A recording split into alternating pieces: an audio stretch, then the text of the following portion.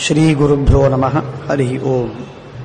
ಶ್ರೀಮನ್ಮಹಾಭಾರತದ ವಿರಾಟ ಪರ್ವದಲ್ಲಿ ಕೌರವರು ವಿರಾಟರಾಜನ ಪಟ್ಟಣದ ಮೇಲೆ ದಾಳಿ ಮಾಡಿದಾಗ ಉತ್ತರ ಕುಮಾರ ಹಾಗೂ ಅರ್ಜುನ ಇಬ್ಬರು ಹೋಗಿ ಘನಘೋರವಾದ ಯುದ್ಧವಾಡಬೇಕಾಗಿಯೇ ಆಗ ಉತ್ತರ ಕುಮಾರ ಅವನು ಅತ್ಯಂತ ದುರ್ಬಲ ಪುಕ್ಕ. ಅರ್ಜುನನೇ ಅವರ ಜೊತೆಯಲ್ಲಿ ಘನಘೋರವಾಗಿ ಯುದ್ಧವಾಡಿ ಅವರನ್ನು ಸೋಲಿಸಿದ್ದಾನೆ.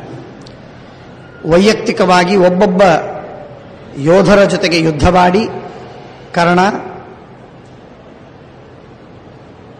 ದ್ರೋಣಾಚಾರ್ಯರು, ಭೀಷ್ಮ, ಅಶ್ವತ್ಥಾಮ ಹಾಗೂ ಇನ್ನನೇಕ ಯೋಧರ ಜೊತೆಗೆ ಯುದ್ಧವಾಡಿದ. ಆ ಯುದ್ಧದಲ್ಲಿ ಎಲ್ಲರನ್ನು ಸೋಲಿಸಿದ. ಆ ಭಯಾನಕವಾದ ಯುದ್ಧದಲ್ಲಿ ಒಬ್ಬನೇ ಒಬ್ಬ ಏಕಾಕಿಯಾಗಿ ಯುದ್ಧವಾಡಿ ಸೋಲಿಸಿದ್ದಕ್ಕೆ, ಬಹಳ ಅದ್ಭುತವಾದಂತಹ ಪರಾಕ್ರಮವನ್ನು ಮೆರೆದಿದ್ದಕ್ಕೆ ದೇವತೆಗಳೆಲ್ಲ ಪುಷ್ಪವೃಷ್ಟಿ ಮಾಡಿದ್ದಾರೆ, ಮೆಚ್ಚಿದ್ದಾರೆ.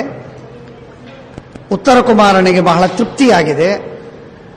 ಅವನಿಗೆ ಪೂರ್ಣ ಭರವಸೆ ಬಂದಿದೆ. ಅರ್ಜುನನ ಕಥೆಯನ್ನು ಕೇಳಿದ್ದ. ಅರ್ಜುನ ಯುದ್ಧವಾಡುವ ಕ್ರಮವನ್ನು ಕಣ್ಣಾರೆ ನೋಡುವ, ಅವನ ಜೊತೆಗಿದ್ದು ಅನುಭವಿಸುವ ಪ್ರಸಂಗ ಬಂತಾದ್ದರಿಂದ ಅವನಿಗೆ ಇನ್ನಷ್ಟು ಭರವಸೆ, ತೃಪ್ತಿ ಆಗಿದೆ. ಯುದ್ಧವೆಲ್ಲ ಆದ ಮೇಲೆ ಅರ್ಜುನ ಹೇಳ್ತಾನೆ, ಎಲ್ಲ ಯುದ್ಧವಾಯಿತು, ಕೊನೆಗೆ ಸಂಮೋಹನಾಸ್ತ್ರವನ್ನು ಬಿಟ್ಟು ಎಲ್ಲರನ್ನು ಮೂರ್ಛೆಗೊಳಿಸಿದಾಗ ಅವರೆಲ್ಲರನ್ನು ಅವರ ಮೈಮೇಲಿರುವ ಬಟ್ಟೆಗಳನ್ನೆಲ್ಲ ತಕ್ಕೊಂಡು ಬರೋದಕ್ಕೆ ಉತ್ತರ ಹೇಳಿದ್ಲು. ಹಾಗೆ ಆ ಬಟ್ಟೆಗಳನ್ನು ತೆಗೆದುಕೊಂಡು ಬರ್ತಾ ಇದ್ದಾನೆ. ಇಷ್ಟೆಲ್ಲ ಆದ ಮೇಲೆ ಒಂದು ಮಾತು ಹೇಳ್ತಾನೆ, ಉತ್ತರ ಕುಮಾರ, ನೀನು ಗೆದ್ದಿದ್ದಿ ಅಂತ ಹೇಳಿ ಊರಿನಲ್ಲಿ ನಿನಗಾಗಿ ಜಯಘೋಷವಾಗಲಿ. ನನ್ನ ಹೆಸರನ್ನು ತೆಗೆದುಕೊಳ್ಳಬೇಡ, ನನ್ನ ಹೆಸರು ಬರೋದು ಬೇಡ. ಧರ್ಮರಾಜ ಯಾವಾಗ ನಿರ್ಣಯ ಮಾಡ್ತಾನೆ, ನಾವು ಪ್ರಕಟರಾಗುವುದು ಅಂತ ಯಾವಾಗ ನಿಶ್ಚಯಿಸ್ತಾನೆ, ಆಗ ನಮ್ಮ ಹೆಸರು ಬರಲಿ. ಅಲ್ಲಿಯವರೆಗೆ ನಮ್ಮ ಹೆಸರು ಬರುವುದು ಬೇಡ ಅಂತ ಹೇಳಿದ್ದಕ್ಕೆ ಉತ್ತರ ಕುಮಾರ ಎಲ್ಲರಿಗೆ ಸುದ್ದಿಯನ್ನು ಕಳಿಸ್ತಾನೆ. ಗತೇಶು ಚ ಪ್ರಭಗ್ನೇಶು ಧಾರ್ತರಾಷ್ಟ್ರೇಶು ಸರ್ವಶಃ ಬಹವ ಕುರು ಸೈನಿಕಾ. ಕೌರವರ ಸೈನಿಕರು ಅನೇಕರು ಬಂದು, ಸಹಸ್ರಾರು ಜನ ಬಂದು ಅರ್ಜುನನಿಗೆ ಕಾಲಿಗೆ ಬಿದ್ದು ನಮಸ್ಕಾರ ಮಾಡ್ತಾರೆ. ನಮ್ಮನ್ನ ಬದುಕಿಸು, ನಮಗೆ ಆಯುರ್ದಾನ ಮಾಡು, ಬಹಳ ಆಪತ್ತಿನಲ್ಲಿ ಸಿಕ್ಕು ಬಿದ್ದೇವೆ, ಕಷ್ಟದಲ್ಲಿ ಒದ್ದಾಡ್ತಾ ಇದ್ದೇವೆ ನಾವು, ನೀನೇನಾದರೂ ಬಾಣ ಬಿಟ್ಟಿ ಅಂತಂದ್ರೆ ನಾವು ಸತ್ತೋಗ್ತೇವೆ, ನಾವು ನಿಮ್ಮ ವಿರುದ್ಧವಾಗಿ ಇಲ್ಲ ನಾವು, ಆದ್ದರಿಂದ ನಮ್ಮನ್ನು ರಕ್ಷಿಸು, ಕಾಪಾಡು ಅಂತ ಕಾಲಿಗೆ ಬಿದ್ದು ಬೀಳ್ತಾರೆ. ಸಮಾಜಗ್ಮುಸ್ತತಸ್ತಃ ಮುಕ್ತಕೇಶ ಪ್ರದೃಶ್ಯಂತೆ ಸ್ಥಿತ ಪ್ರಾಂಜಲಯಸ್ತದ. ಕೈ ಮುಗಿದಿದ್ದಾರೆ, ಕಾಲಿಗೆ ಬಿದ್ದಿದ್ದಾರೆ, ಅಳತಾ ಇದ್ದಾರೆ, ಕಣ್ಣೀರಿಟ್ಟು ಅವನಿಗೆ ಪ್ರಾರ್ಥನೆ ಮಾಡ್ತಾ ಇದ್ದಾರೆ ಅರ್ಜುನನಿಗೆ. ಹಾಗಾಗಿ ಅರ್ಜುನ ಅವರ ಮೇಲೆ ಕನಿಕರ ತೋರಿ ಅನುಕಂಪೆಯನ್ನು ಮಾಡಿ ಅವರೆಲ್ಲರನ್ನ ಯುದ್ಧವಾಡದೆ ನಿಮಗೆ ಕಳಿಸಿದ್ದೇನೆ ಅಂತ ಕಳಿಸಿಬಿಡ್ತಾನೆ. ಕ್ಷುತ್ಪಿಪಾಸಾ ಪರಿಶ್ರಾಂತಹ ವಿದೇಶಸ್ಥಾಹ ವಿಚೇತಸಃ. ಹಸಿವು ಬಾಯಾರಿಕೆಯಿಂದ ಒದ್ದಾಡ್ತಾ ಇದ್ದಾರೆ, ಬಹಳ ದೂರದವರೆಗೆ ಬಂದಿದ್ದಾರೆ. ಹಾಗಾಗಿ ಹಸಿವು ಬಾಯಾರಿಕೆಯಿಂದ ಕಷ್ಟಪಡ್ತಾ ಇದ್ದಾರೆ ಎಲ್ಲರೂ. ಊಚು ಪ್ರಾಂಜಲಯ ಸರ್ವೇ ಪಾರ್ಥ ಕಿಂ ಕರವಾಮಹೇ. ನಾವೇನು ಮಾಡೋಣ, ಏನು ಮಾಡಿದರೆ ನೀನು ನಮ್ಮನ್ನು ಬಿಟ್ಟು ಬಿಡ್ತಿ ಹೇಳು, ನಮಗೆ ಪೀಡೆಯಾಗದೇ ಇದ್ದಂತೆ ನಾವು ಬದುಕುವಂತೆ ನೀನು ಮಾಡಬೇಕು, ಅದು ಏನಾದರೆ ಸಾಧ್ಯ ಅಂತ ಕೇಳಿದಾಗ, ವಯಂಚಾರ್ಜುನತೆ ದಾಸಾಹ ಹ್ಯನುರಕ್ಷ್ಯ ಹ್ಯನಾಥಕಾಹ. ನಾವು ಅನಾಥರಾಗಿದ್ದೇವೆ, ನೀನೇ ನಮ್ಮನ್ನು ರಕ್ಷಣೆ ಮಾಡಬೇಕು, ನೀನೇ ನಮ್ಮ ಪಾಲಿಗೆ ತಂದೆ ತಾಯಿ, ಆದ್ದರಿಂದ ಕಾಪಾಡು, ನಮ್ಮನ್ನು ಸಾಕು, ನಮ್ಮನ್ನು ಸಲಹು. ಅರ್ಜುನ ಅಂತಾನೆ, ಅನಾಥಾನ್ ದುಃಖಿತಾನ್ ದೀನಾನ್ ಕೃಶಾನ್ ವೃದ್ಧಾನ್ ಪರಾಜಿತಾನ್ ನ್ಯಸ್ತಶಸ್ತ್ರಾನ್ ನಿರಾಶಾಂಶ್ಚ ನಾಹಂ ಹನ್ಮಿ ಕೃತಾಂಜಲಿ. ಕೈ ಮುಗಿದು ಬೇಡ್ತಾ ಇದ್ದೀರಿ, ಕ್ಷಮೆ ಬೇಡ್ತಾ ಇದ್ದೀರಿ, ಜೊತೆಗೆ ರಕ್ಷಣೆ ಮಾಡುವಂತ ಶರಣಾಗತರಾಗಿದ್ದೀರಿ. ಶರಣಾಗತರಾದದ್ದರಿಂದ ನಿಮ್ಮನ್ಯಾರನ್ನು ನಾನು ಹೊಡೆಯುವುದಿಲ್ಲ, ನನ್ನಿಂದ ನಿನಗೆ ಪೂರ್ಣವಾಗಿ ಅಭಯವಿರಲಿ. ಬದ್ಧಾಂಜಲಿಗಳಾಗಿ ನೀವು ಬೇಡ್ತಾ ಇದ್ದದ್ದಕ್ಕಾಗಿ ನಿಮಗೆ ನನ್ನಿಂದ ಭಯ ಬೇಡ, ನಿರ್ಭಯವಾಗಿ ನೀವು ಇರಬಹುದು. ಯಾವ ಚಿಂತೆ ಬೇಡ.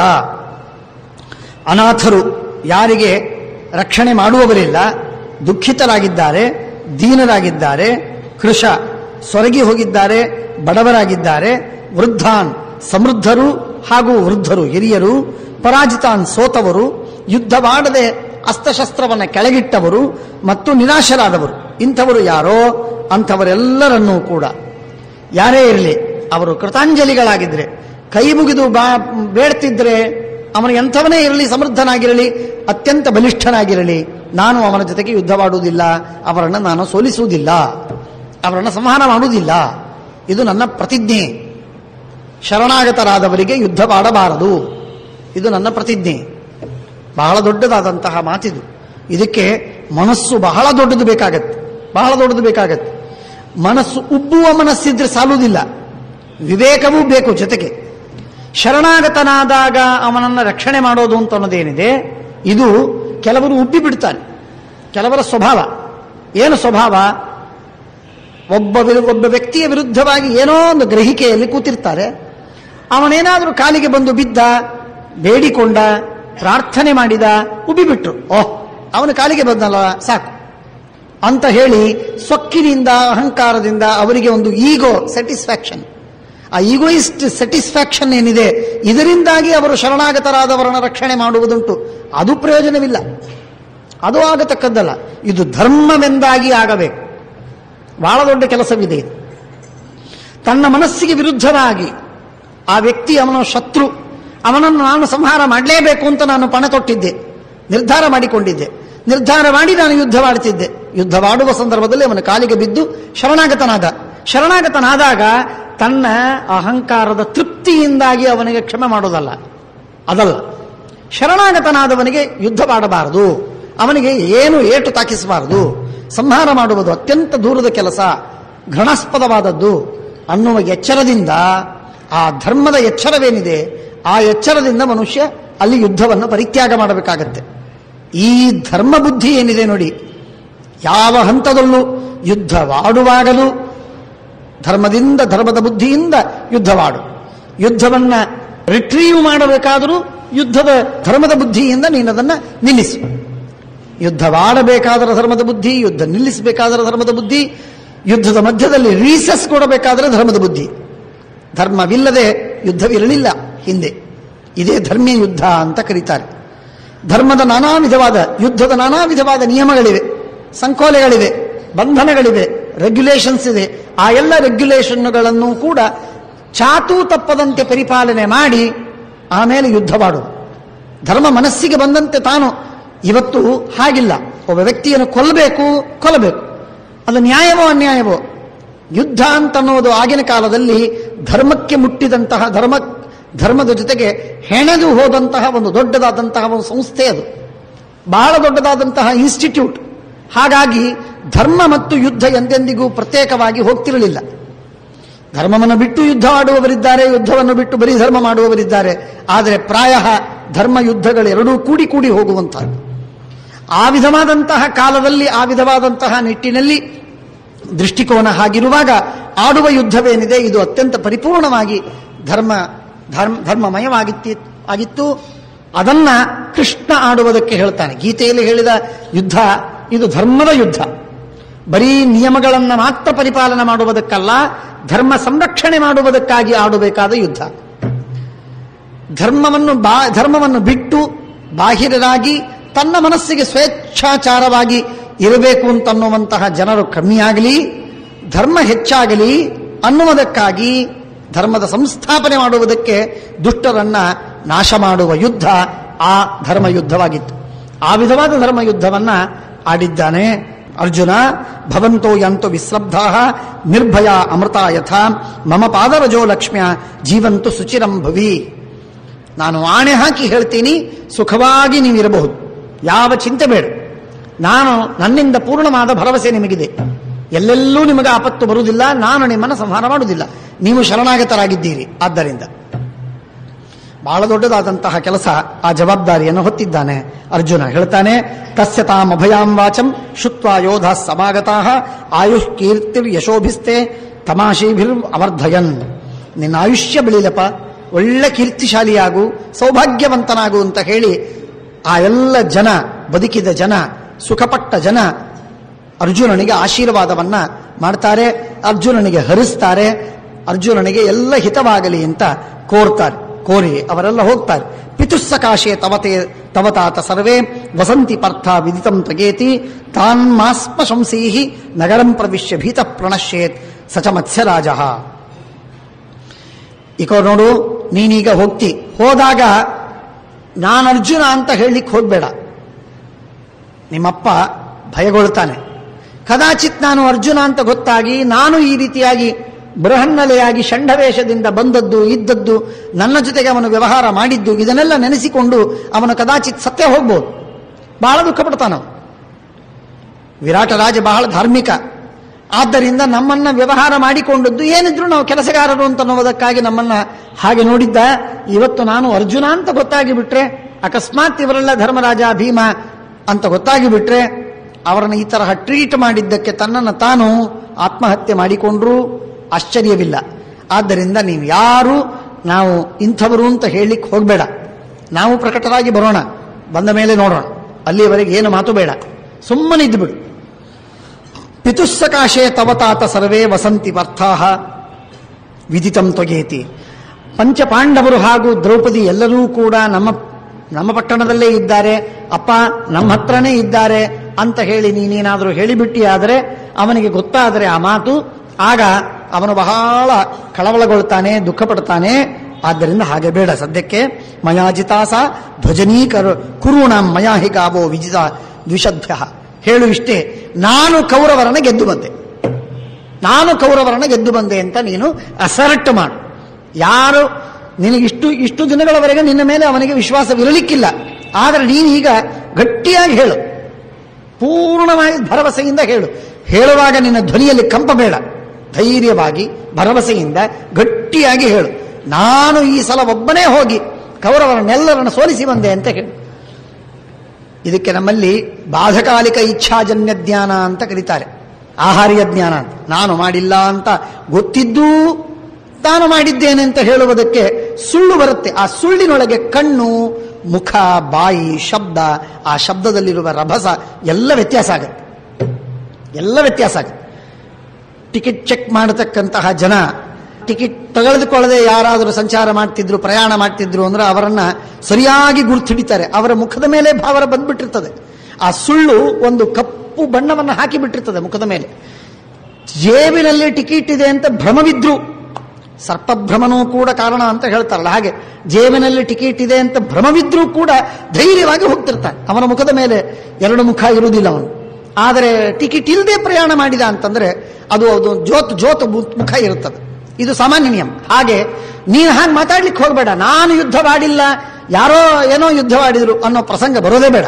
ಧೈರ್ಯವಾಗಿ ಹೇಳು ಅಂತ ಅರ್ಜುನ ಸುಳ್ಳು ಮಾತಾಡುವುದಕ್ಕೆ ಎಂಡಾರ್ಸ್ ಮಾಡಿಬಿಡ್ತಾನೆ. ಮೊದಲೇ ಕ್ಲೀನ್ ಚಿಟ್ ಕೊಡ್ತಾನೆ. ಇದನ್ನ ಸುಳ್ಳು ಮಾತಾಡಲೇಬೇಕು, ನೀನು ಸತ್ಯವಾಗಿ ಹೇಳಲಿಕ್ಕೆ ಹೋಗಬೇಡ, ನಾನು ಬಂದಿದ್ದೆ ಅಂತ ಹೇಳಬೇಡ, ಅರ್ಜುನ ಇದ್ದಾನೆ ಅಂತ ಹೇಳಬೇಡ ಅಂತ ಸುದ್ದಿ ಹೇಳ್ತಾನೆ. ಮಯಾಜಿತ ಸಾ ತ್ವಮಾತ್ಮನ ಕರ್ಮ ಕೃತಂ ಬ್ರವಿ, ನಾನೇ ಮಾಡಿದೆ ಅಂತ ಹೇಳಿಬಿಡು. ಉತ್ತರನಂತಾನೆ, ತತ್ಕರ್ಮ ಕರ್ತು ಮಮ ನಾಸ್ತಿ ಶಕ್ತಿ.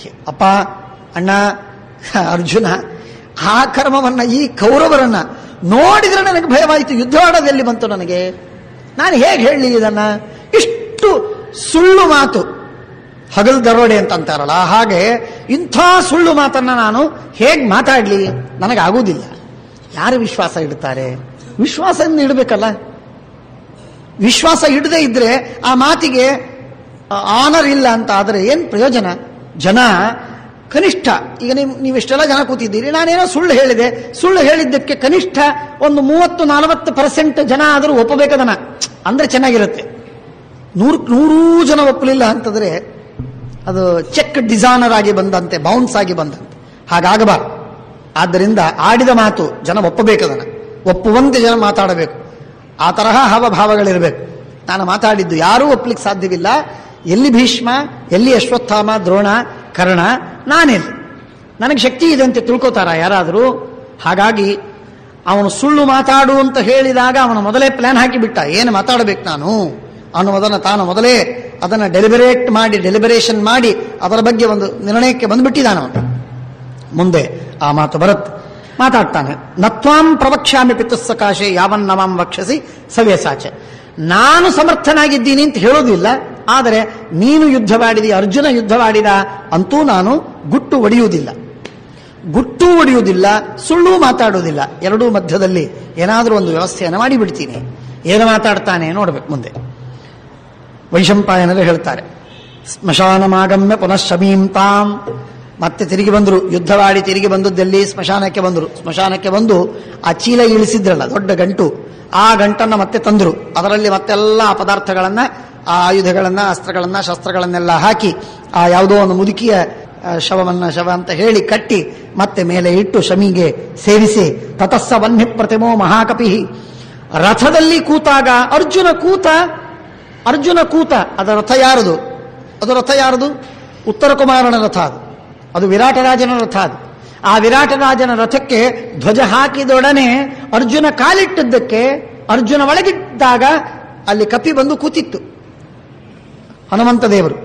ಅದು ಬಣ್ಣ ಕೊಟ್ಟಂತ ಈ ಅಲ್ಲಿ ಇಲ್ಲಿ ಜೆಂಡಾ ಹಚ್ಚುತ್ತಾರಲ್ಲ, ಆ ಥರ ಅಲ್ಲ ಇದು ಲೈವ್. ಹನುಮಂತ ದೇವರೇ ಆ ಧ್ವಜದಲ್ಲಿ ಬಂದು ಕೂತ್ಕೊಂಡಿದ್ರು. ಯಾವಾಗ? ಅರ್ಜುನ ಒಳಗೆ ಬಂದಾಗ, ಅರ್ಜುನ ಒಳಗೆ ಆ ರಥದಲ್ಲಿ ಕಾಲಿಟ್ಟಾಗ ಧ್ವಜದಲ್ಲಿ ಹನುಮಂತ ದೇವರು ಬಂದು ಕೂತಿದ್ರು. ರಥದಲ್ಲಿ ಅರ್ಜುನ ಏರಿದ, ಧ್ವಜದಲ್ಲಿ ಹನುಮಂತ ಏರಿದ. ಅರ್ಜುನ ರಥದಿಂದ ಕೆಳಗಿಳಿದ, ಧ್ವಜದಿಂದ ಹನುಮಂತ ದೇವರು ಮಾಯವಾದ. ಏನದ್ಭುತ ಇದೆ ನೋಡಿ. ಉಳಿದವರೆಲ್ಲ ಬಣ್ಣ ಕೊಡಿಸಿ ಇಟ್ಟತ್ತದ, ವೇದಿಕೆ, ಮತ್ತೊಂದು ಮುಗುದೊಂದು, ಕಮಲ ಇಲ್ಲ ಪಂಜ ಏನೇನೋ ಹಾಕೊಂಡು ಆ ಧ್ವಜದಲ್ಲಿ ಇದ್ದದ್ದದು. ಆ ಧ್ವಜದಲ್ಲಿ ಇರತಕ್ಕಂಥದ್ದೇನಿದೆ ನೋಡಿ, ಅವೆಲ್ಲ ಸತ್ತದ್ದವು. ಅರ್ಜುನನಂದ ಮಾತ್ರ ಜೀವಂತ. ಅಫ್ಕೋರ್ಸ್ ಶ್ರೀಕೃಷ್ಣ ಪರಮಾತ್ಮ ನಾರಾಯಣ ದೇವರ ಆ ಧ್ವಜದಲ್ಲಿರತಕ್ಕಂತಹ ಗರುಡನೂ ಜೀವಂತ ಗರುಡ, ಅಲ್ಲಂತೂ ಗರುಡನೇ ಇದ್ದಾನೆ. ಇಲ್ಲಿ ಹನುಮಂತ ಧ್ವಜದಲ್ಲಿ ಕೂತಿದ್ದಾನೆ. ಆ ಧ್ವಜದಲ್ಲಿ ಕೂತಿರುವಂತಹ ಹನುಮಂತ ತತಸ್ಸ ವನ್ನಿ ಪ್ರತಿಮಃ, ಬೆಂಕಿಯಂತೆ ಇರತಕ್ಕಂತಹ ಉದ್ಯದ್ರವಿ ಪ್ರಕರ ಸನ್ನಿಭಂ ಅಚ್ಯುತಾಂಕೆ ಸ್ವಾಸೀನಂ. ತಂತ್ರಸಾರದಲ್ಲಿ ಶ್ರೀಮದಾಚಾರ್ಯರು ಹೇಳುವಂತೆ ಆ ಹನುಮಂತ ದೇವರು ಹೇಗಿದ್ರು ಅಂದ್ರೆ ತತಸ್ಸ ವನ್ನಿ ಪ್ರತಿಮೋ ಮಹಾಕಪಿ, ದೊಡ್ಡ ಕಪಿ, ಬೆಂಕಿಯಂತೆ ಕಾಣುವಂತಹ ಆ ದೊಡ್ಡ ಕಪಿ. ಅವರು ಸಹೈವ ಭೂತೈರ್ ದಿವಮುತ್ಪಪಾತ. ಸಹೈವ ಭೂತೈ, ಇದು ಬಹಳ ವಿಚಿತ್ರವಾದಂತಹ ಮಾತು. ಆ ರಥದಲ್ಲಿ ಇರುವ ಇನ್ನನೇಕ ದೇವತೆಗಳು, ಅನೇಕ ಜೀವರಾಶಿಗಳು, ಅವರೆಲ್ಲರ ಜೊತೆಗೆ ಕೂಡಿಕೊಂಡು ಒಟ್ಟುಗೂಡಿ ಹನುಮಂತ ದೇವರು ಸ್ವರ್ಗಕ್ಕೆ ಹಾರಿದರು. ಯಾಕೆ? ಅರ್ಜುನ ಇನ್ನು ರಥ ಬಿಟ್ಟ, ಹಾಗಾದರೆ ರಥದಲ್ಲಿ ಕೆಲಸವಿಲ್ಲ. ಅರ್ಜುನಂದೇ ಆದ ರಥದಲ್ಲಿ ಅಷ್ಟೇ ಹನುಮಂತ ಬರ್ತಾನೆ ಅಂತಲ್ಲ, ಅರ್ಜುನ ಎಲ್ಲೇ ಏರಿದರೂ ಆ ಧ್ವಜದಲ್ಲಿ ಹನುಮಂತ ಬಂದು ಸೇರ್ತಾನೆ ಅಂತನ್ನೋದಕ್ಕಿದು ಪ್ರಮಾಣ. ಎಂಥ ವಿಚಿತ್ರವಾದಂತಹ ಒಂದು ಫೆನಾಮಿನನ್ ನೋಡಿ, ಎಷ್ಟು ವಿಚಿತ್ರವಾಗಿರುವಂತಹ ಫೆನಾಮಿನನ್. ಯಾವುದೋ ಒಂದು ಧ್ವಜ, ಅದಕ್ಕೊಂದು ಧ್ವಜದಲ್ಲಿ ಒಂದು ಚಿತ್ರ, ಹನುಮಂತನ ಚಿತ್ರ ಬರೆದಾರೆ. ಆ ಚಿತ್ರವನ್ನ ಇದ್ದಂತಹ ಧ್ವಜವನ್ನು ಅಲ್ಲಿ ನೆಡಬೇಕು, ಅದರಲ್ಲಿ ಹನುಮಂತ ಕಾಣಿಸ್ತಾನೆ, ಇಷ್ಟೇ. ಹಾಗೆಲ್ಲ ಅಲ್ಲ, ಹನುಮಂತ ದೇವರೇ. ನೀವು ಯಾವುದೇ ಧ್ವಜ ಇಟ್ಟಿರಿ, ಅರ್ಜುನ ಬಂದ ಅಂದ್ರೆ ಅಲ್ಲಿ ಹನುಮಂತ ಬರಬೇಕು. ಯತ್ರ ಯತ್ರ ಅರ್ಜುನ ತತ್ರ ಹನುಮಾನ್ ಧ್ವಜೆ. ಈ ತರಹದ ವ್ಯಾಪ್ತಿಯಿಂದ ಅರ್ಜುನನಿಗೆ ಹನುಮಂತ ದೇವರು ರಕ್ಷಣೆ ಮಾಡ್ತಾ ಇದ್ದ. ಇವತ್ತು ಅವನು ಭೀಮನ ತಮ್ಮನಾಗಿ ಹುಟ್ಟಿ ಹಿಂದೆ ನಾನು ಹನುಮಂತನ ಶಿಷ್ಯನಾಗಿಲ್ಲ ಅಂತನ್ನುವ ದುಃಖದಿಂದೇನು ಒದ್ದಾಡ್ತಾ ಇದ್ದ. ಆ ಕಾರಣಕ್ಕಾಗಿ ಇವತ್ತು ಭೀಮನ ತಮ್ಮನೂ ಆದ, ಹನುಮಂತನ ಆಶೀರ್ವಾದವನ್ನು ಪಡೆದು ಹನುಮಧ್ವಜನೂ ಆದ. ಆ ವಿಧವಾದ ಸೌಭಾಗ್ಯ ಅರ್ಜುನನಿಗೆ ಸಿಕ್ಕಿತು. ತಥಾಚ ಮಾಯಾ ವಿಹಿತ ಬಭೂವ ಸಾ ಧ್ವಜಂಚ ಸಿಂಹನ್ ಯುಯುಜೆ ರಥೇ ಪುನಃ. ಅವನ ಸಿಂಹಧ್ವಜ ಏನಿತ್ತೋ ಉತ್ತರ ಕುಮಾರಂದು, ಅದನ್ನು ಮತ್ತೆ ಇಟ್ಟದ್ದಾಯಿತು. ಅದು ಸತ್ತ ಸಿಂಹ, ಅದೇನು ಮಾತಾಡುವ ಸಿಂಹ ಅಲ್ಲ, ಧ್ವನಿ ಮಾಡುವ ಸಿಂಹವಲ್ಲ, ಅಂಥದ್ದೊಂದು ಸಿಂಹದ ಧ್ವಜ ಇತ್ತು. ಅದನ್ನು ಇಟ್ಕೊಂಡು ಮನೆಗೆ ಬಂದದ್ದಾಯ್ತು. ಯಾಕೆಂದ್ರೆ ಸಿಂಹಧ್ವಜ ಇಲ್ಲ ಅಂತಾದರೆ ಇದು ಉತ್ತರ ಕುಮಾರನ ರಥವಲ್ಲ ಅಂತಾಗಿ ಬಿಡುತ್ತದೆ. ಹಾಗಾಗಿ ಉತ್ತರ ಕುಮಾರನ ರಥವಾಗಬೇಕು, ಮತ್ತೆ ಅದು ಮರಳಿ ಅರ್ಜುನ ಏರಿದಾಗ ಅರ್ಜುನನ ಹನುಮಧ್ವಜವಾಗಬೇಕು, ಹನುಮದ್ರಥವಾಗಬೇಕು. ಹಾಗಾಗಿ ಅವೆರಡೂ ವ್ಯವಸ್ಥೆಯನ್ನ ಆ ರೀತಿಯಾಗಿ ಆಲ್ಟರ್ನೇಟಿವ್ಲಿ ವ್ಯವಸ್ಥೆಯನ್ನು ಮಾಡಿಕೊಂಡಿದ್ದಾರೆ. ವಿಧಾಯ ಭೂಯಶ್ಚ ತಥೈವ ವೇಷಂ ಜಗ್ರಾಹ ರಶ್ಮೀನ್ ಪುನರುತ್ತರಸ್ಯ ಬೃಹನ್ನಲ.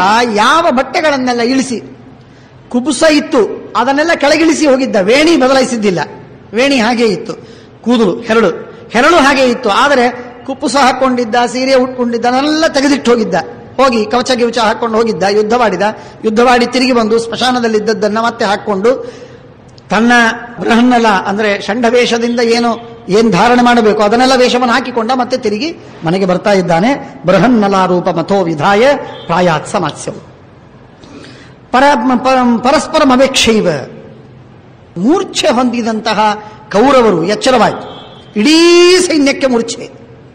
ಸ್ವಲ್ಪ ಹೊತ್ತಿನವರೆಗೆ ಅವರ ಬಟ್ಟೆಯನ್ನೆಲ್ಲ ತೆಗೆದುಕೊಂಡದ್ದಾಯ್ತು, ಅಪಹಾರ ಮಾಡಿ ತಿರುಗಿ ಬಂದು ಅಷ್ಟಾದ ಮೇಲೆ ಅವರಿಗೆ ಎಚ್ಚರವಾಯಿತು. ಎಚ್ಚರವಾಗಿ ನೋಡ್ತಾರೆ, ಮೈ ಮೇಲೆ ಬಟ್ಟೆ ಇಲ್ಲ, ಯಾರಿಗೆ ಬಟ್ಟೆ ಇಲ್ಲ. ಸಾಮಾನ್ಯ ಕಾಚಿ ಕೂಚಿ ಜನ ಅವರಿಗೆಲ್ಲ ಬಟ್ಟೆ ಇದೆ. ಯಾರ್ಯಾರ್ದು ಭಾರಿ ಬೆಲೆ ಬಾಳತಕ್ಕ ವಸ್ತುಗಳು ಅವರದೆಲ್ಲ ಹೋಗಿಬಿಟ್ಟಿದೆ, ಬಟ್ಟೆ ಏನೂ ಇಲ್ಲ. ಏನ್ ಮಾಡಬೇಕು? ಬಹಳ ಅವಮಾನವಾಯಿತು. ಪರಸ್ಪರವಾಗಿ ನೋಡಿಕೊಳ್ತಾ ಇದ್ದಾರೆ. ನಿನ್ನ ಬಟ್ಟೆ ಇಲ್ಲ, ನಂದು ಬಟ್ಟೆ ಇಲ್ಲ. ಪರಸ್ಪರವಾಗಿ ಮಾತಾಡಿದ್ದು, ದುಃಖ ಪಟ್ಟದ್ದು, ಹತ್ತದ್ದಾಯ್ತು, ಹೊರಟದ್ದಾಯ್ತು. ಏನ್ ಮಾಡ್ತಾರೆ? ಅಲ್ಲಿಂದಲ್ಲಿ ತರಬೇಕು. ಯುದ್ಧಕ್ಕೆ ಬೇಕಾದದ್ದೇನು? ಕವಚ ಬೇಕು. 10 ಕವಚ ಇಟ್ಕೊಂಡಿದ್ರು, ಅಂಗಿಯಲ್ಲಿ ಇಟ್ಕೋತಾರೆ, ಬಟ್ಟೆಯಲ್ಲಿ ಇಟ್ಕೋತಾರೆ, ಇಟ್ಕೊಂಡಿದ್ದಿಲ್ಲ. 10 ಧನುಸ್ಸು ಬೇಕು. ಒಬ್ಬೊಬ್ಬರು 5 10 ಅವರವರ ಯೋಗ್ಯತೆ ಪ್ರಕಾರ, ಕೇಳರ ಪ್ರಕಾರ ಎಲ್ಲ ವಸ್ತುಗಳನ್ನು, ಆಯುಧಗಳನ್ನು ಇಟ್ಕೊಂಡಿದ್ರು.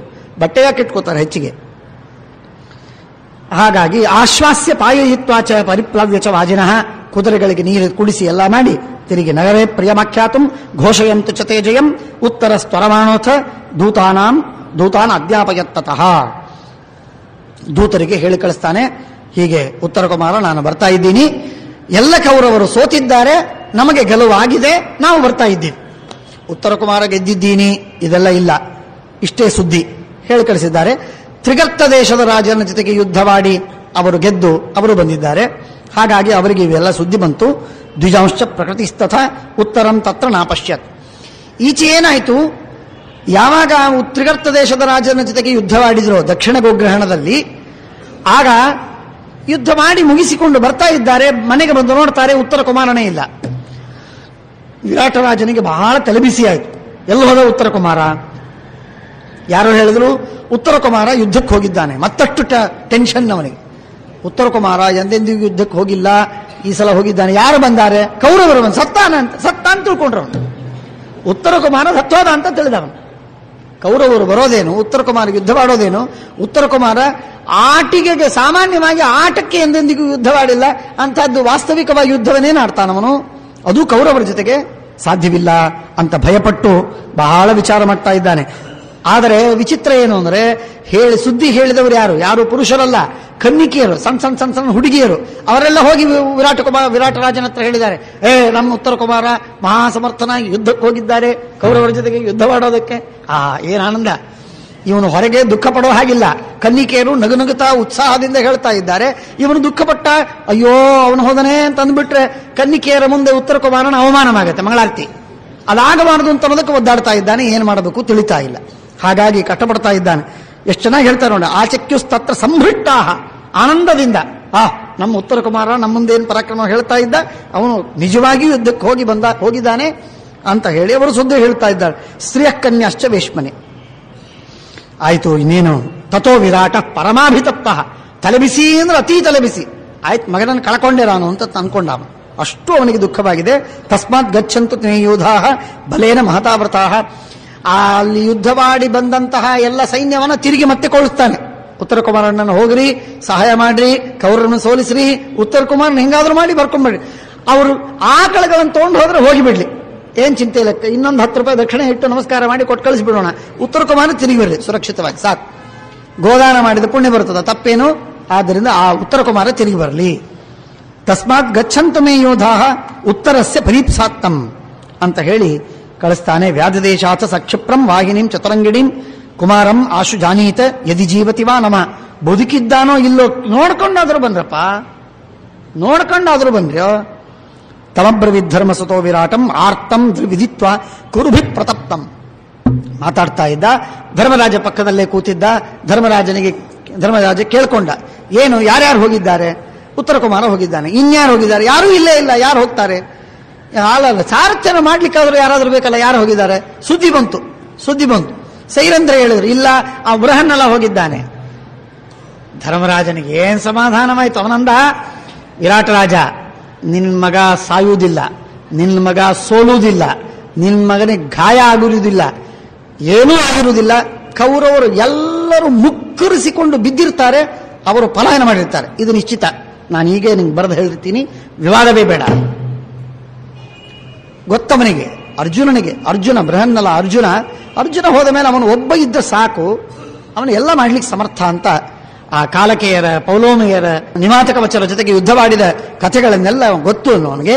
ಹಾಗಾಗಿ ಅವನು ಅತ್ಯಂತ ಭರವಸೆಯಿಂದ ಹೇಳ್ತಾನೆ, ಬಹಳ ಭರವಸೆಯಿಂದ ಹೇಳ್ತಾನೆ. ಆರ್ತಂ ವಿದಿತ್ವ ಕುರುಭಿ ಪ್ರತಪ್ತಂ ಬೃಹನ್ನಲಾ ಸಾರಥಿಶ್ಚಿನ್ನರೇಂದ್ರ ಪರೇನ ನಿಶ್ಯಂತಿ ತಮದ್ಯಗಾಶ್ಚ. ನಿನ್ನ ಒಂದು ಆಕಳು ಆಚೆ ಹೋಗುವುದಿಲ್ಲ. ಉತ್ತರ ಕುಮಾರ ಬದುಕಿದ್ದಾನೋ ಇಲ್ಲೋ ಅಂತ ವಿಚಾರ ಮಾಡಬೇಡ. ನಿನ್ನ ಒಂದು ಆಕಳು ಆಚೆ ಹೋಗುವುದಿಲ್ಲ, ಗಡೀಪಾರಾಗುವುದಿಲ್ಲ.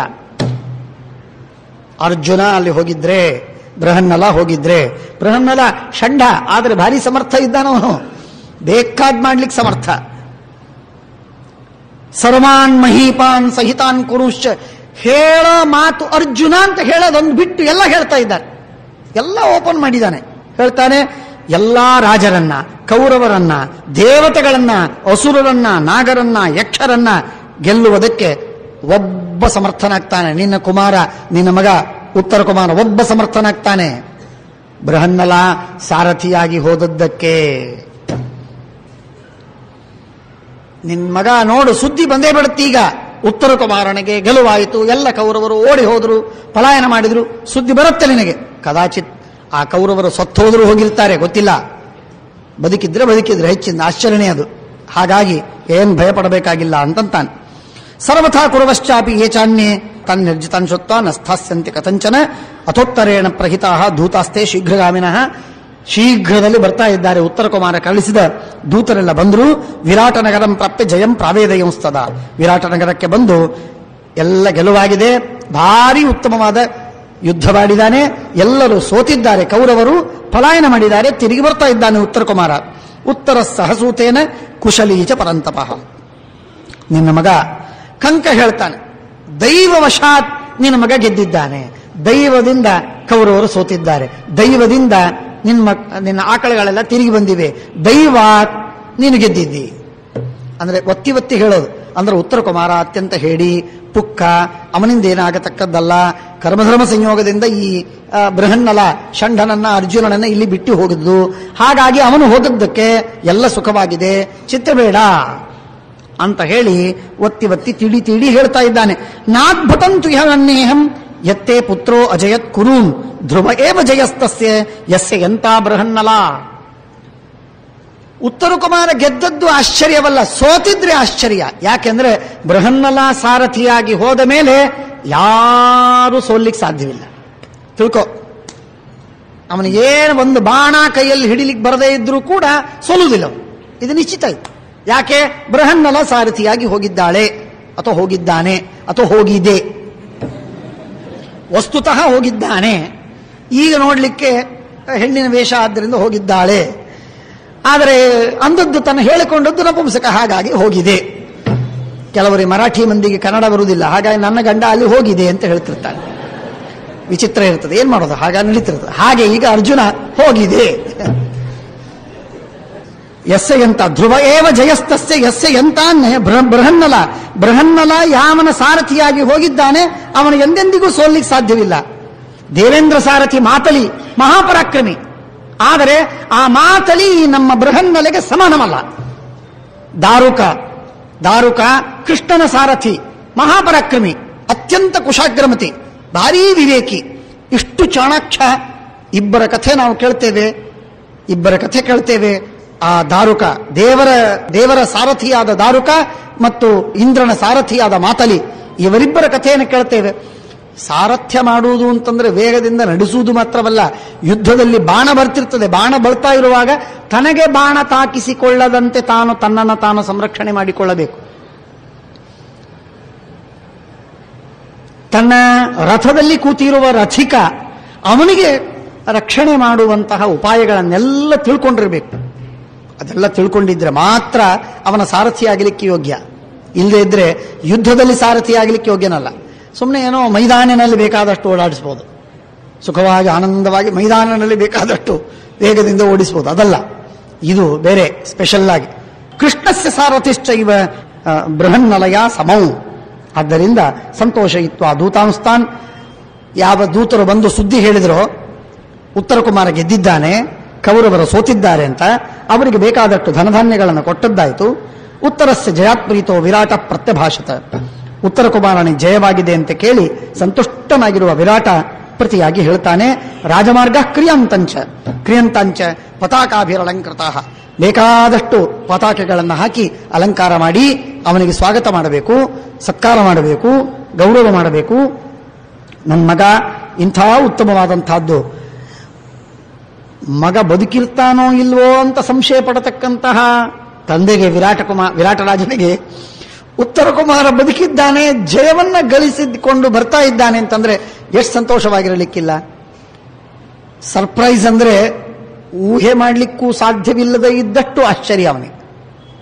ಉತ್ತರ ಕುಮಾರನ ಸ್ವಭಾವ, ಅವನ ಪರಾಕ್ರಮ ಎಲ್ಲ ಗೊತ್ತವನಿಗೆ, ಅಪ್ಪನಿಗೆ. ಹಾಗಾಗಿ ಅವನ ಗೆದ್ದದ್ದು ಬಹಳ ಸಂತೋಷವಾಗಿದೆ. ಭಜಂತು ಸರ್ವಾಗಣಿಕ ಸ್ವತಮ್ಮೆ ಪುತ್ರಸ್ಯ ಪಂಥಾನ ಅನುವ್ರಜಂತು.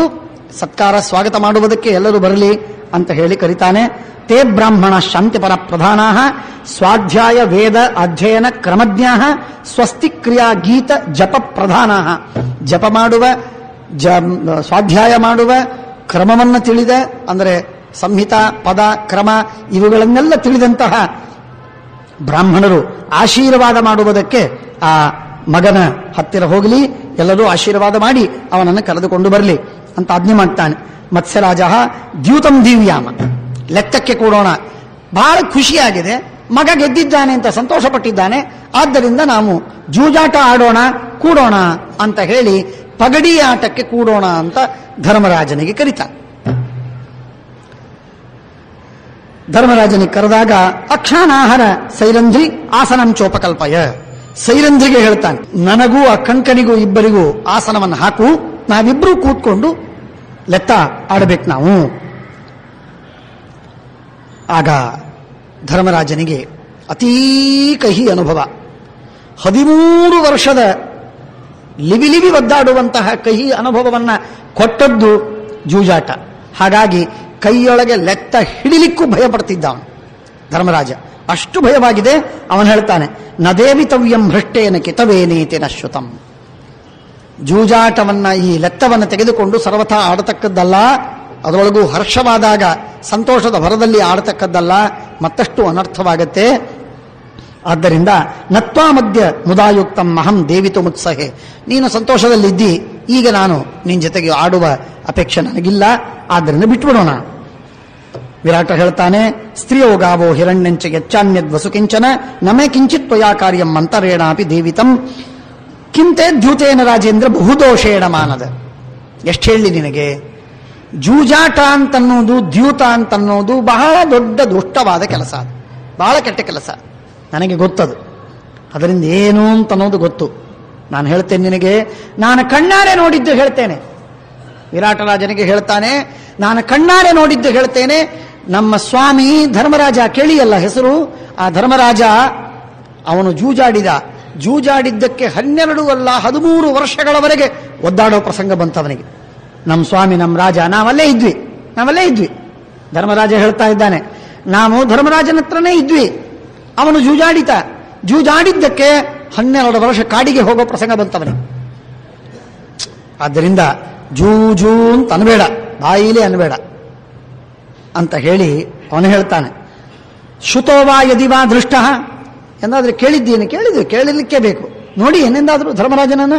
ಇಲ್ಲಲ್ಲ, ನೋಡು ಆ ಧರ್ಮರಾಜ, ಅವನು ಪಾಪ ಎಂಥ ಸಾತ್ವಿಕ, ಎಷ್ಟು ಐಶ್ವರ್ಯ, ಎಂಥ ಗಳಿಸಿದ್ದ, ಇಷ್ಟೆಲ್ಲ ಗಳಿಸಿದವನು ಕಳ್ಕೊಂಡ್ಬಿಟ್ಟ. ಎಲ್ಲ ರಾಜ್ಯ ಹೋಯ್ತು, ಕಾಡಿಗೆ ಹೋದ. ಸರಾಜ್ಯಂ ಧನಮಕ್ಷಯ್ಯಂ ಪಣಮೇಕಂ ಅಮನ್ಯತ. ಒಂದೇ ಸಲಕ್ಕೆ, ಒಂದೇ ಏಟಿನಲ್ಲಿ ಎಲ್ಲವನ್ನ ಕಳೆದುಕೊಂಡು ಬಿಟ್ಟ. ಕೃಷ್ಣಾಂಚ ಭಾರ್ಯಾಂ ದಯಿತಾಂ ಭ್ರಾತೃಶ್ಚ ತ್ರಿದಶೋಪಮಾನ್. ದೇವತೆಗಳಂತೆ ಇರುವಂತಹ ಅವನ ತಮ್ಮಂದರು, ಅಂಥವರನ್ನು ಕಳ್ಕೊಂಡ. ಅತೀ ಪ್ರೀತಿಯ ಕೃಷ್ಣ, ಅವನ ಹೆಂಡತಿ, ಅವಳನ್ನು ಕಳ್ಕೊಂಡ. ಆದ್ದರಿಂದ ಬೇಡ ಅಂತ ನನಗನ್ನಿಸ್ತದೆ. ನಮಗೇನು ಬೇಕೋ ಅದೆಲ್ಲ ಹಾಳಾಗ್ತದೆ, ಕೆಟ್ಟ ಮಾತುಗಳು ಬರುತ್ತೆ, ವಿಶ್ವಾಸ ಹೋಗುತ್ತೆ. ಒಂದು ದಿನದಲ್ಲಿ ಗಳಿಸಿದ ಇಡೀ ಆಯುಷ್ಯದ ಹಣವನ್ನೆಲ್ಲ ಹಾಳು ಮಾಡಿಕೊಂಡು ಬಿಡ್ತೇವೆ. ಆದ್ದರಿಂದ ಜೂಜಾಟ ಬೇಡ. ದ್ಯೂತೆ ಹಾರಿತವಾನ್ ಸರ್ವಂ ತಸ್ಮಾತ್ ದ್ಯೂತಂ ನರೋಚಗೆ. ಈ ಕಥೆ ಗೊತ್ತು ನನಗೆ, ಆದ್ದರಿಂದ ಬಹಳ ಭಯವಾಗತ್ತೆ ಅಂತಂದಾಗ, ಇಲ್ಲ, ನಾವು ಏನು ಪಣ ಇಡದೆ ನಾವು ಜೂಜಾಡೋಣ, ಚಿಂತೆ ಬೇಡ, ಜಗಳವೂ ಬೇಡ, ಅಸಮಾಧಾನ ಬೇಡ ಇತ್ಯಾದಿಯಾಗಿ ಹೇಳ್ತಾನೆ. ಪಶ್ಯ ಪುತ್ರೇಣ ಮೇ ಯುದ್ಧೆ ತಾದೃಶ ಕುರಭೋಜಿತಾ. ನೋಡು, ನನ್ನ ಮಗ ಉತ್ತರ ಕುಮಾರ, ಅವನು ಇಂಥ ದೊಡ್ಡ ಗೆಲುವು ಸಂಪಾದನೆ ಮಾಡಿಕೊಂಡು ಬಂದಿದ್ದಾನೆ ಅಂದಮೇಲೆ ನಮಗೆ ಸಂತೋಷವಾಗಬೇಡವೇ ಅಂತ ಹೇಳಿ, ಅತ್ಯದ್ಭುತತಮಂ ಮನ್ಯೆ ಉತ್ತರಶ್ಚೇತ್ ಕುರುಂಜಯೇತ್ ಯಂತ ಬೃಹನ್ನಲಾಯಸ್ಯ ಸಕತಂಚಿತ್ ವಿಜೇಷ್ಯತೆ. ನಿಶ್ಚಿತವಾಗಿ ಇದು ಆಶ್ಚರ್ಯ, ಅತ್ಯದ್ಭುತತಮ. ಕೇವಲ ಉತ್ತರ ಕುಮಾರ ಗೆದ್ದಿದ್ರೆ, ಆದರೆ ಬೃಹನ್ನಲ ಜೊತೆಗಿದ್ದದ್ದಕ್ಕೆ ಉತ್ತರ ಕುಮಾರ ಗೆದ್ದದ್ದು ಸಂತೋಷವಾಗಿದೆ, ಆಶ್ಚರ್ಯವೇನಲ್ಲ, ಆಶ್ಚರ್ಯ ಏನೂ ಅಲ್ಲ. ಉವಾಚ ವಚನಂ ಕ್ರುದ್ಧ ಪರಿವ್ರಾಜಮನಂತರಂ. ಸಿಟ್ಟಿಗೆ ಬಂದ ವಿರಾಟ ರಾಜ. ಏನು ಬೃಹನ್ನಲ, ಯಾವಾಗಲೂ ಬೃಹನ್ನಲ ಅಂತಂತೀಯಲ್ಲ. ನಾನು ಉತ್ತರ ಕುಮಾರ ಗೆದ್ದೆ ಅಂತ ಎಷ್ಟು ಸಲ ಹೇಳಿದನ ಅಷ್ಟೂ ಸಲ ಮುರಿದು ಬೃಹನ್ನಲ ಸಾರಥಿಯಾಗಿದ್ದದ್ದಕ್ಕೆ ಉತ್ತರ ಕುಮಾರ ಗೆದ್ದಿದ್ದಾನೆ ಅಂತ ಹೇಳ್ತೀಯಲ್ಲ ನೀನು. ಏನಿದು, ಯಾಕೆ ಹೀಗೆ ಹೇಳ್ತಿ? ಏನು ನನ್ನ ಉತ್ತರ ಕುಮಾರನಿಗೆ ಏನು ಬರೋದಿಲ್ಲ ಅಂತ ಹೇಳಿದೀಯಾ? ಬೃಹನ್ನಲ ಷಂಡ, ಅವನು ಸಾರಥ್ಯವನ್ನ ಮಾಡೋದಕ್ಕೆ ಹೋದದ್ದಷ್ಟೇ, ಯುದ್ಧವಾಡ್ಲಿಕ್ಕೆ ಅವನಿಗೇನು ಸಾಮರ್ಥ್ಯ? ನನ್ನ ಮಗ ಯುದ್ಧವಾಡಿರ್ತಾನೆ ಅಂತ ತೀಡಿ ಅವನಂದದ್ದಕ್ಕೆ ಸಿಟ್ಟಿಗೆ ಬಂದು ಉತ್ತರವನ್ನು ಕೊಟ್ಟರೆ, ಕ್ರುದ್ಧ ಕಿಂ ಬ್ರಹ್ಮಣದ್ಭುತಂ ಯದಿ ತದ್ದುಷ್ಕರಂ ಕುರ್ಯಾತ್ ತತ್ರ ಕಿಂ ಅದ್ಭುತಂ ಭವೇ. ಇಲ್ಲಿಲ್ಲ, ನಾನು ಹೇಳಿದ್ದು ಸತ್ಯ. ಬೃಹನ್ನಲೆಯಂತಹ ಸಾರಥಿ ಇದ್ರೆ ಯಾರಾದರೂ ಗೆಲ್ಲಬಹುದು, ಏನೂ ಬರಬೇಕಾಗಿಲ್ಲ, ಎಂಥ ಪೆದ್ದು ಗೆಲ್ಲತ್ತೆ, ಏನು ವಿಚಾರವಿಲ್ಲ ಅನ್ನೋ ಹಾಗೆಲ್ಲ ಮಾತಾಡ್ತಾನೆ. ಸಮಂ ಷಂಢೇನ ಮೇ ಪುತ್ರಂ ಬ್ರಹ್ಮಬಂಧೋ ಪ್ರಶಂಸಸಿ ವಾಚ್ಯಾವಾಚ್ಯಂ ನ ಜಾನೀಶೆ. ಅಲ್ಲಯ್ಯ ಕಂಕ ಯತಿ, ನೀನು ಬ್ರಾಹ್ಮಣ ಯತಿ, ಸನ್ಯಾಸಿ ವೇಷ ಹಾಕ್ಕೊಂಡು ನನ್ನ ಹತ್ರ ಬಂದಿ, ನಿನಗೆ ಗೌರವ ಕೊಡ್ತೀನಿ. ಆದರೆ ನೀನು ಮಾಡುವ ಮಾತು ಮಾತ್ರ ಎಷ್ಟು ತಪ್ಪು ಮಾತಾಡ್ತಾ ಇದ್ದೀನಿ ನೀನು. ನನ್ನ ಮಗನನ್ನು ವರ್ಣನೆ ಮಾಡಬೇಕು ಒಂದು, ಅದು ಬೇರೆ ಕೆಟಗರಿ. ಆ ಬೃಹನ್ನಲ ಅವನು ನಮ್ಮ ದಾಸಿ, ಅವಳು ಷಂಢ. ಅಂಥ ಹೆಣ್ಣಿಗೆ, ಆ ಷಂಡನಿಗೆ ನೀನು ವರ್ಣನೆ ಮಾಡ್ತಿ, ಏನಿದು? ಅವೆರಡನ್ನು ಸೇರಿಸಬೇಡ. ಉತ್ತರ ಕುಮಾರನ ಪರಾಕ್ರಮವೆಲ್ಲಿ, ಆ ಷಂಡನ ಸಾರಥ್ಯ ಕರ್ಮವೆಲ್ಲಿ, ಅದರಿಂದ ಆಗೋದೇನಿದೆ? ಆದ್ದರಿಂದ ನೀನು ಹೀಗೆಲ್ಲ ಸ್ತೋತ್ರ ಮಾಡೋದು ಸರಿಯಲ್ಲ. ಇಬ್ಬರನ್ನು ಕೂಡಿ ವರ್ಣನೆ ಮಾಡೋದು, ಸ್ತೋತ್ರ ಮಾಡೋದು ಅತ್ಯಂತ ಅನ್ಯಾಯ, ಪಾಪ. ತಾರತಮ್ಯ ಬೇಕು, ಯಾರ ಯೋಗ್ಯತೆ ಏನಿದೆ ಅದನ್ನು ನೋಡ್ಕೋಬೇಕು. ಎಲ್ಲರೂ ಒಂದೇ, ಎಲ್ಲರೂ ಸಮಾನ, ಹೀಗೆಲ್ಲ ಮಾಡಲಿಕ್ಕಿಲ್ಲ. ಯಾರು ಸಮಾನರೋ ಅವರ ಸಮಾನರು, ಯಾರು ವಿಷಮರೋ ಅವರು ವಿಷಮರು, ಉತ್ತಮರು ಉತ್ತಮರೇ, ಅಧಮರೋ ಅಧಮರೇ, ಎಂದಿಗೂ ಅವರನ್ನು ಕೂಡಿಸ್ಲಿಕ್ಕಿಲ್ಲ. ನೀನು ಆ ರೀತಿಯ ಕೂಡಿಸ್ತಿ, ನಿನಗೆ ವಿವೇಕ ಇಲ್ಲ ಅಂತ ಬೈತಾನೆ. ನಿಜ, ಇನ್ನೊಬ್ಬರಾಗಿದ್ರೆ ನಾನು ಅವರನ್ನು ದಂಡನ ಮಾಡ್ತಿದ್ದೆ, ಶಾಸನ ಮಾಡ್ತಿದ್ದೆ. ನೀನು ಗೆಳೆಯ, ಬ್ರಾಹ್ಮಣ, ಯತಿ, ಬಹಳ ದಿವಸದಿಂದ ನಿನಗೂ ನನಗೂ ಸ್ನೇಹ ಬೆಳೆದಿದೆ, ಆದ್ದರಿಂದ ನಾನು ಸಹನೆ ಮಾಡಿದ್ದೀನಿ, ಇನ್ನೊಮ್ಮೆ ಹೀಗೆ ಮಾತಾಡ್ಲಿಕ್ಕೆ ಹೋಗಬೇಡ. ಮತ್ತೆ ನಕ್ಕು ಧರ್ಮರಾಜ ಹೇಳ್ತಾನೆ, ಬೃಹನ್ನಲಾಯ ರಾಜೇಂದ್ರ ಘುಷ್ಯತಾಂ ನಗರೇ ಜಯ. ಊರಿನಲ್ಲಿ ನೀ ಜಯಘೋಷ ಮಾಡೋದಾದರೆ ಉತ್ತರ ಕುಮಾರನಿಗೆ ಜಯವಾಗಿದೆ ಅಂತ ಘೋಷ ಮಾಡಬೇಡ, ಬೃಹನ್ನಲೆಗೆ ಜಯವಾಗಿದೆ ಅಂತ ಘೋಷ ಮಾಡು. ಮತ್ತೆ ಹೇಳ್ತಾನೆ, ಬೃಹನ್ನಲೆಗೆ ಜಯವಾಗಿದೆ ಅಂತ ಘೋಷ ಮಾಡು ಅಂತ ಮತ್ತೆ ಕಂಕ ಒತ್ತಿ ಹೇಳ್ತಾನೆ. ನಗರೇ ಜಯ ಉತ್ತರೇಣ ಸಾರಥ್ಯಂ ಕೃತಂ ನೂನಂ ಭವಿಷ್ಯತಿ. ನಿಶ್ಚಿತವಾಗಿ ಉತ್ತರ ಕುಮಾರ ಸಾರಥಿಯಾಗಿರ್ತಾನೆ, ಬೃಹನ್ನಲೆ ಯುದ್ಧವಾಡಿರ್ತಾನೆ. Take it from me, announce ಮಾಡು, ಯುದ್ಧದ ಘೋಷವನ್ನು ಮಾಡು, ಜಯವಾಗಿದೆ ಅಂತ ಹೇಳು. ಕುರವೋಪಿ ಮಹಾವೀರ್ಯಾ ದೇವೈರಿಪಿ ಸುದುರ್ಜಯ. ತಮಾಷೆನ? ಕೌರವರು ಅಂದ್ರೆ ಸಾಮಾನ್ಯರ? ದೇವತೆಗಳು ಅವರನ್ನ ಗೆಲ್ಲಿಕ್ಕೆ ಸಾಧ್ಯವಿಲ್ಲ, ಅಂಥ ಮಹಾಪರಾಕ್ರಮಿಗಳವರು. ಅಂಥವರನ್ನ ಉತ್ತರ ಕುಮಾರ ಏನು ಗೆಲ್ತಾನೆ? ಸಾಧ್ಯವಿಲ್ಲ. ಬೃಹನ್ನಲ ಎಲ್ಲ ಸಾಮರ್ಥ್ಯವಿದೆ, ನನಗೆ ಗೊತ್ತು, ಬೇಕಾದ ಶಕ್ತಿ ಇದೆ. ತೇನ ಸಂಕ್ಷುಭಿತೋ ರಾಜ, ಬಹಳ ಕ್ಷೋಭವಾಗಿದೆ, ಅವನಿಗೆ ದುಃಖವಾಗಿದೆ, ತಳಮಳವಾಗಿದೆ, ಸಹನೆ ಮಾಡ್ಲಿಕ್ಕಾಗಿಲ್ಲ. ಸಹನೆ ಮಾಡ್ಲಿಕ್ಕಾಗದೆ ಕೈಯಲ್ಲಿರ್ತಕ್ಕಂಥದ್ದು ಎಷ್ಟು ಸಲ ಹೇಳಿದ್ರು ಇಲ್ಲ ಅಂತಂದ್ರು ಕೇಳದೆ, ಹೌದು ಬೃಹನ್ನಲಾನೇ ಯುದ್ಧವಾಡಿದ್ದು, ಅವನೇ ಗೆದ್ದದ್ದು ಅಂತ ಪುನಃ ಹೇಳಿದ್ದಕ್ಕೆ ತುಂಬಾ ಅಸಮಾಧಾನವಾಗಿ ಕೈಯಲ್ಲಿ ಲೆತ್ತ ತಗೊಂಡ. ಬಹುಶಃ ಪ್ರತಿಯುದ್ಧಸ್ಥಂ ನಚ ವಾಚಂ ನಿಯಚ್ಛಸಿ. ನಿನ್ನ ಮಾತಿಗೆ ಲಗಾಮ ಹಾಕ್ತಾ ಇಲ್ಲ, ನೀನು ನಿಯತಿಯಲ್ಲಿ ಇಡ್ತಾ ಇಲ್ಲ, ಮತ್ತೆ ನನ್ನ ವಿರುದ್ಧವಾಗಿ ನೀನು ಮಾತಾಡ್ತಿ. ಅಂತ ಹೇಳಿ ಕೈಯಲ್ಲಿ ರಕ್ತವನ್ನು ತೆಗೆದುಕೊಂಡು ಜೋರಾಗಿ ಅಪ್ಪಳಿಸಿದರೆ ಭಾರಿಯಾಗಿ ಘಾತವಾಗಿದೆ, ರಕ್ತ ಬರ್ತಾ ಇದೆ. ಮುಖೇ ಯುಧಿಷ್ಠಿರಂ ಕೋಪಾತ್ ಮೈವಮಿತ್ಯವ ಭತ್ಸಯತ. ಮೂಗಿನಿಂದ ರಕ್ತ ಬಂತು, ಮೂಗಿನಿಂದ ರಕ್ತ ಬರ್ತಾ ಇದೆ. ತೂಷ್ಣೀಮಾಸಿನ್ ಮಹಾಬಾಹು ಕೃಷ್ಣಾಂ ಪಶ್ಯನ್ ಸುದುಃಖಿತಾಂ. ಧರ್ಮರಾಜ ಶಾಂತವಾಗಿದ್ದ, ಏನು ನೋಡಲಿಲ್ಲ. ಪಕ್ಕದಲ್ಲಿ ದ್ರೌಪದಿ ನಿಂತಿದ್ದಾಳೆ. ದ್ರೌಪದಿ ಕಡೆಗೆ ಮುಖ ಮಾಡಿದ, ಅಷ್ಟೇ. ಅವಳನ್ನು ನೋಡಿದ, ದ್ರೌಪದಿ ನೋಡಿದ್ಲು. ಹೊಡೆದದ್ದು ಎಲ್ಲ ಗೊತ್ತಿತ್ತು, ಅದು ಮಾತಾಡಿದ್ದು ಕೇಳ್ತಾ ಇದ್ದಾಳೆ. ಅವನು ರಕ್ತವನ್ನು ತೆಗೆದುಕೊಂಡು ಏಟು ಹಾಕಿದ್ದು ಅವಳು ನೋಡಿದ್ದಾಳೆ, ರಕ್ತ ಬಂದದ್ದು ಗೊತ್ತಾಗಿದೆ. ಅದನ್ನು ನೋಡಿ ಓಡಿ ಬರ್ತಾಳೆ. ತದಪ್ರಾಪ್ತಂ ಮಹೀಂ ಪ್ರಾರ್ಥಃ ಪಾಣಿಭ್ಯಾಂ ಸಬಧಾರಯತೆ. ಅವನು ಮೊದಲಿಗೆ ಆ ಧರ್ಮರಾಜನೇ ಆ ಮೂಗಿನ ರಕ್ತವನ್ನು ಕೆಳಗೆ ಬೀಳದಿದ್ದಂತೆ ಕೈಯಲ್ಲಿ ಹಿಡಿತಾನೆ, ಭೂಮಿಗೆ ತಾಕದೇ ಇದ್ದಂತೆ ಕೈಯಲ್ಲಿ ಹಿಡಿತಾನೆ. ಕೆಲವು ಹನಿಗಳು ಬೀಳ್ತಾ ಇದೆ, ಕೈಯಲ್ಲಿ ಹಿಡಿದ. ಅಷ್ಟರೊಳಗೆ ದ್ರೌಪದಿ ಓಡಿ ಬರ್ತಾಳೆ, ಪಕ್ಕದಲ್ಲೇ ನಿಂತಿದ್ದಾಳೆ, ಓಡಿ ಬರ್ತಾಳೆ. ತನ್ನ ಸೆರಗು ತೆಗೆದುಕೊಂಡು ಅದನ್ನು ಮೂಗಿಗೆ ಆ ರಕ್ತ ಕೆಳಗೆ ಬೀಳದೇ ಇದ್ದಂತೆ ಹಿಡಿತಾಳೆ, ಧಾರಣೆ ಮಾಡ್ತಾಳೆ. ಧಾರಣೆ ಮಾಡಿ ಉತ್ತರೀಯೇಣ ಸೂಕ್ಷ್ಮೇಣ ತೂರ್ಣಂ ಜಗ್ರಾಹ ಶೋಣಿತಂ ನಿಗೃಹ್ಯ ರಕ್ತಂ ವಸ್ತ್ರೇಣ ಸೈರಂಧ್ರಿ ದುಃಖ ಮೋಹಿತ ಸೌವರ್ಣಂ ಗೃಹ್ಯ ಭಂಗಾರಂ. ಒಂದು ಭೃಂಗಾರ ಅಂತ ಒಂದು ಸಣ್ಣ ಪಾತ್ರೆ, ಆ ಪಾತ್ರೆಯನ್ನು ಹಿಡಿತಾಳೆ ರಕ್ತ ಕೆಳಗೆ ಬೀಳದಿರಲಿ ಅಂತ. ತನ್ನ ಬಟ್ಟೆಯೆಲ್ಲ ಹಸಿಯಾಯಿತು, ಅದಕ್ಕಾಗಿ ಒಂದು ಪಾತ್ರೆಯನ್ನು ಹಿಡಿತಾಳೆ, ಬಂಗಾರದ ಪಾತ್ರೆಯನ್ನು. ಅದರಲ್ಲಿ ತೊಟ್ಟುತ್ತಾ ಇದೆ ನೀರು, ರಕ್ತ ಹನಿಯಾಗಿ ಬೀಳ್ತಾ ಇದೆ. ವಿರಾಟ ರಾಜ ನೋಡಿದ, ಆಶ್ಚರ್ಯವಾಯಿತು. ಏನಿದು? ಸೈರಂಧಿ ಪಕ್ಕದಲ್ಲಿ ನಿಂತಿದ್ದಾಳೆ, ಶೋಕ ಪಡ್ಲಿ. ಯಾಕೆ? ತನ್ನ ಸೆರಗು ತೆಗೆದುಕೊಂಡು ಬಂದು ಇಲ್ಲಿ ಅವನ ಮೂಗಿನ ರಕ್ತವನ್ನು ಕೆಳಗೆ ಬೀಳದಿದ್ದಂತೆ ಹಿಡಿಯುವುದಕ್ಕೆ ಕಾರಣವೇನು? ಧರ್ಮರಾಜನನ್ನು ಮುಟ್ಲಿಲ್ಲ, ಆದರೆ ಆ ಮೂಗಿನ ರಕ್ತ ಕೆಳಗೆ ಬೀಳದಿದ್ದಂತೆ ಇಷ್ಟು ಕಾಪಾಡ್ತಾ ಇದ್ದಾಳಲ್ಲ, ಇದೇನಿದು? ಏನ್ ಸಂಬಂಧ ಇವರಿಗೆ? ಮನಸ್ಸಿನಲ್ಲಿ ಬಹಳ ದೀರ್ಘ ಆಲೋಚನೆಗಳೆಲ್ಲ ಬಂತವನಿಗೆ. ಅವನಂದ ವಿರಾಟ ರಾಜ, ಸೈರಂಧ ಕಿಮಿದಂ ರಕ್ತಂ ಉತ್ತರೀಯೇಣ ಗೃಹ್ಯತೆ ಕೋತ್ರ ಹೇತರು ವಿಶಾಲಾಕ್ಷಿ. ತಂಗಿ, ಏನ್ ಕಾರಣ? ಅವನ ರಕ್ತ ಕೆಳಗೆ ಬೀಳದೇ ಇದ್ದಂತೆ ನೀವೆಲ್ಲ ಅವನೂ ಕೈಯಲ್ಲಿ ಹಿಡಿದ, ನೀನು ಬಟ್ಟೆ ಹಿಡಿದಿ, ಈಗ ಬಂಗಾರದ ಬಟ್ಲು ತಂದು ಹಿಡಿತಾ ಇದ್ದಿ, ಪಾತ್ರೆ ಅಂತಂದು ಹಿಡಿತಾ ಇದ್ದಿ, ಏನದು? ಏನ್ ನಿಮಿತ್ತ? ರಕ್ತ ಬಿಂದೂನಿ ಯಾಮಂತಿ ಕಂಕಸ್ಯ ಧರಣೀತಲೆ ತಾವದ್ವರ್ಷಾಣಿ ರಾಷ್ಟ್ರೇತೆ ಅನಾವೃಷ್ಟಿರ್ಭವಿಷ್ಯತಿ. ಏನಿಲ್ಲ, ನಿನ್ನ ಮನೆಯಲ್ಲಿದ್ದೇವಲ್ಲ, ನಿನ್ನ ಅನ್ನ ಉಂಡೇವಲ್ಲ, ನಿನ್ನ ಉಪ್ಪು ತಿಂದೇವಲ್ಲ, ಅದಕ್ಕಾಗಿ ನಿನಗೆ ಅನನುಕೂಲವಾಗಬಾರದು, ತೊಂದರೆ ಆಗಬಾರದು ಅಂತ ಅನ್ನೋದಕ್ಕೆ ನಾವು ಜೋಪಾನ ಮಾಡ್ತಾ ಇದ್ದು, ರಕ್ಷಣೆ ಮಾಡ್ತಾ ಇದ್ದೀನಿ ಇಷ್ಟೇ. ನಾವೆಲ್ಲ ಒಂದೇ ದಿವಸ ಬಂದವರು, ನಮ್ಮೆಲ್ಲರ ಅಪಾಯಿಂಟ್ಮೆಂಟ್ ಒಂದೇ ದಿವಸ. ನಾವು 6 ಜನ ಬಂದ್ವಿ. ನನಗೆ ನೆನಪಿದೆ. ಸೈರಂಧ್ರಿ ಹೇಳ್ತಾಳೆ, ನಾವು 6 ಜನ ಒಂದೇ ದಿವಸ ನಾವು ಅಪಾಯಿಂಟ್ಮೆಂಟ್ ಆದದ್ದು ನಮಗೆ. ಹಾಗಾಗಿ ಏನೋ ಒಂದೇ ವರ್ಷದಲ್ಲಿ ಬ್ಯಾಚ್ ಮೇಟ್ ಅಂತಾರಲ್ಲ, ಹಾಗೆ ನಾವೆಲ್ಲ ಸೇರ್ಕೊಂಡಿವಿ. ಆದ್ದರಿಂದ ಏನೋ ಒಂದು ಸ್ನೇಹ. ಇವನ ವಿಷಯದಲ್ಲಿ ನಾವು ಒಂದೆರಡು ಮಾತುಗಳನ್ನು ಕೇಳಿದ್ದೇನೆ. ಏನದು ಕೇಳಿದ್ದು? ಕಂಕ ಯತಿ ಬ್ರಾಹ್ಮಣ, ಆ ಬ್ರಾಹ್ಮಣ ಕಂಕ ಯತಿ, ಅವನ ರಕ್ತ ಹನಿ ಕೆಳಗೇನಾದರೂ ಬಿತ್ತು ಅಂತಂದ್ರೆ ಎಷ್ಟು ಹನಿ ಬೀಳುತ್ತೋ ಅಷ್ಟು ವರ್ಷಗಳವರೆಗೆ ನಿಮ್ಮ ಊರಲ್ಲಿ ಮಳೆಯಾಗುವುದಿಲ್ಲ, ಬೆಳೆ ಬರುವುದಿಲ್ಲ. ಇಷ್ಟು ಭಯಾನಕವಾದದ್ದಿದೆ. ಅವನ ರಕ್ತಪಾತದ ಪರಿಣಾಮ ಇಂಥ ಘೋರವಾದದ್ದು. ಅದಕ್ಕಾಗಿ ಹೆದರಿ ಭಯಪಟ್ಟು ನಿಮ್ಮ ಊರಿಗೆ ಕೆಡಕಾಗುವುದು ಬೇಡ ಅಂತ ಹೇಳಿ ಅದನ್ನು ಪರಿಹಾರ ಮಾಡುವುದಕ್ಕಾಗಿ ನಾನು ಅವನ ರಕ್ತವನ್ನ ಕೈಯಲ್ಲಿ ಧಾರಣೆ ಮಾಡ್ತಾ ಇದ್ದೀನಿ. ನೆಲಕ್ಕೆ ಬೀಳಬಾರದು ಅಂತ ಶಾಸ್ತ್ರ, ಅದಕ್ಕಾಗಿ ನಾನು ಧಾರಣೆ ಮಾಡಿದ್ದೆ.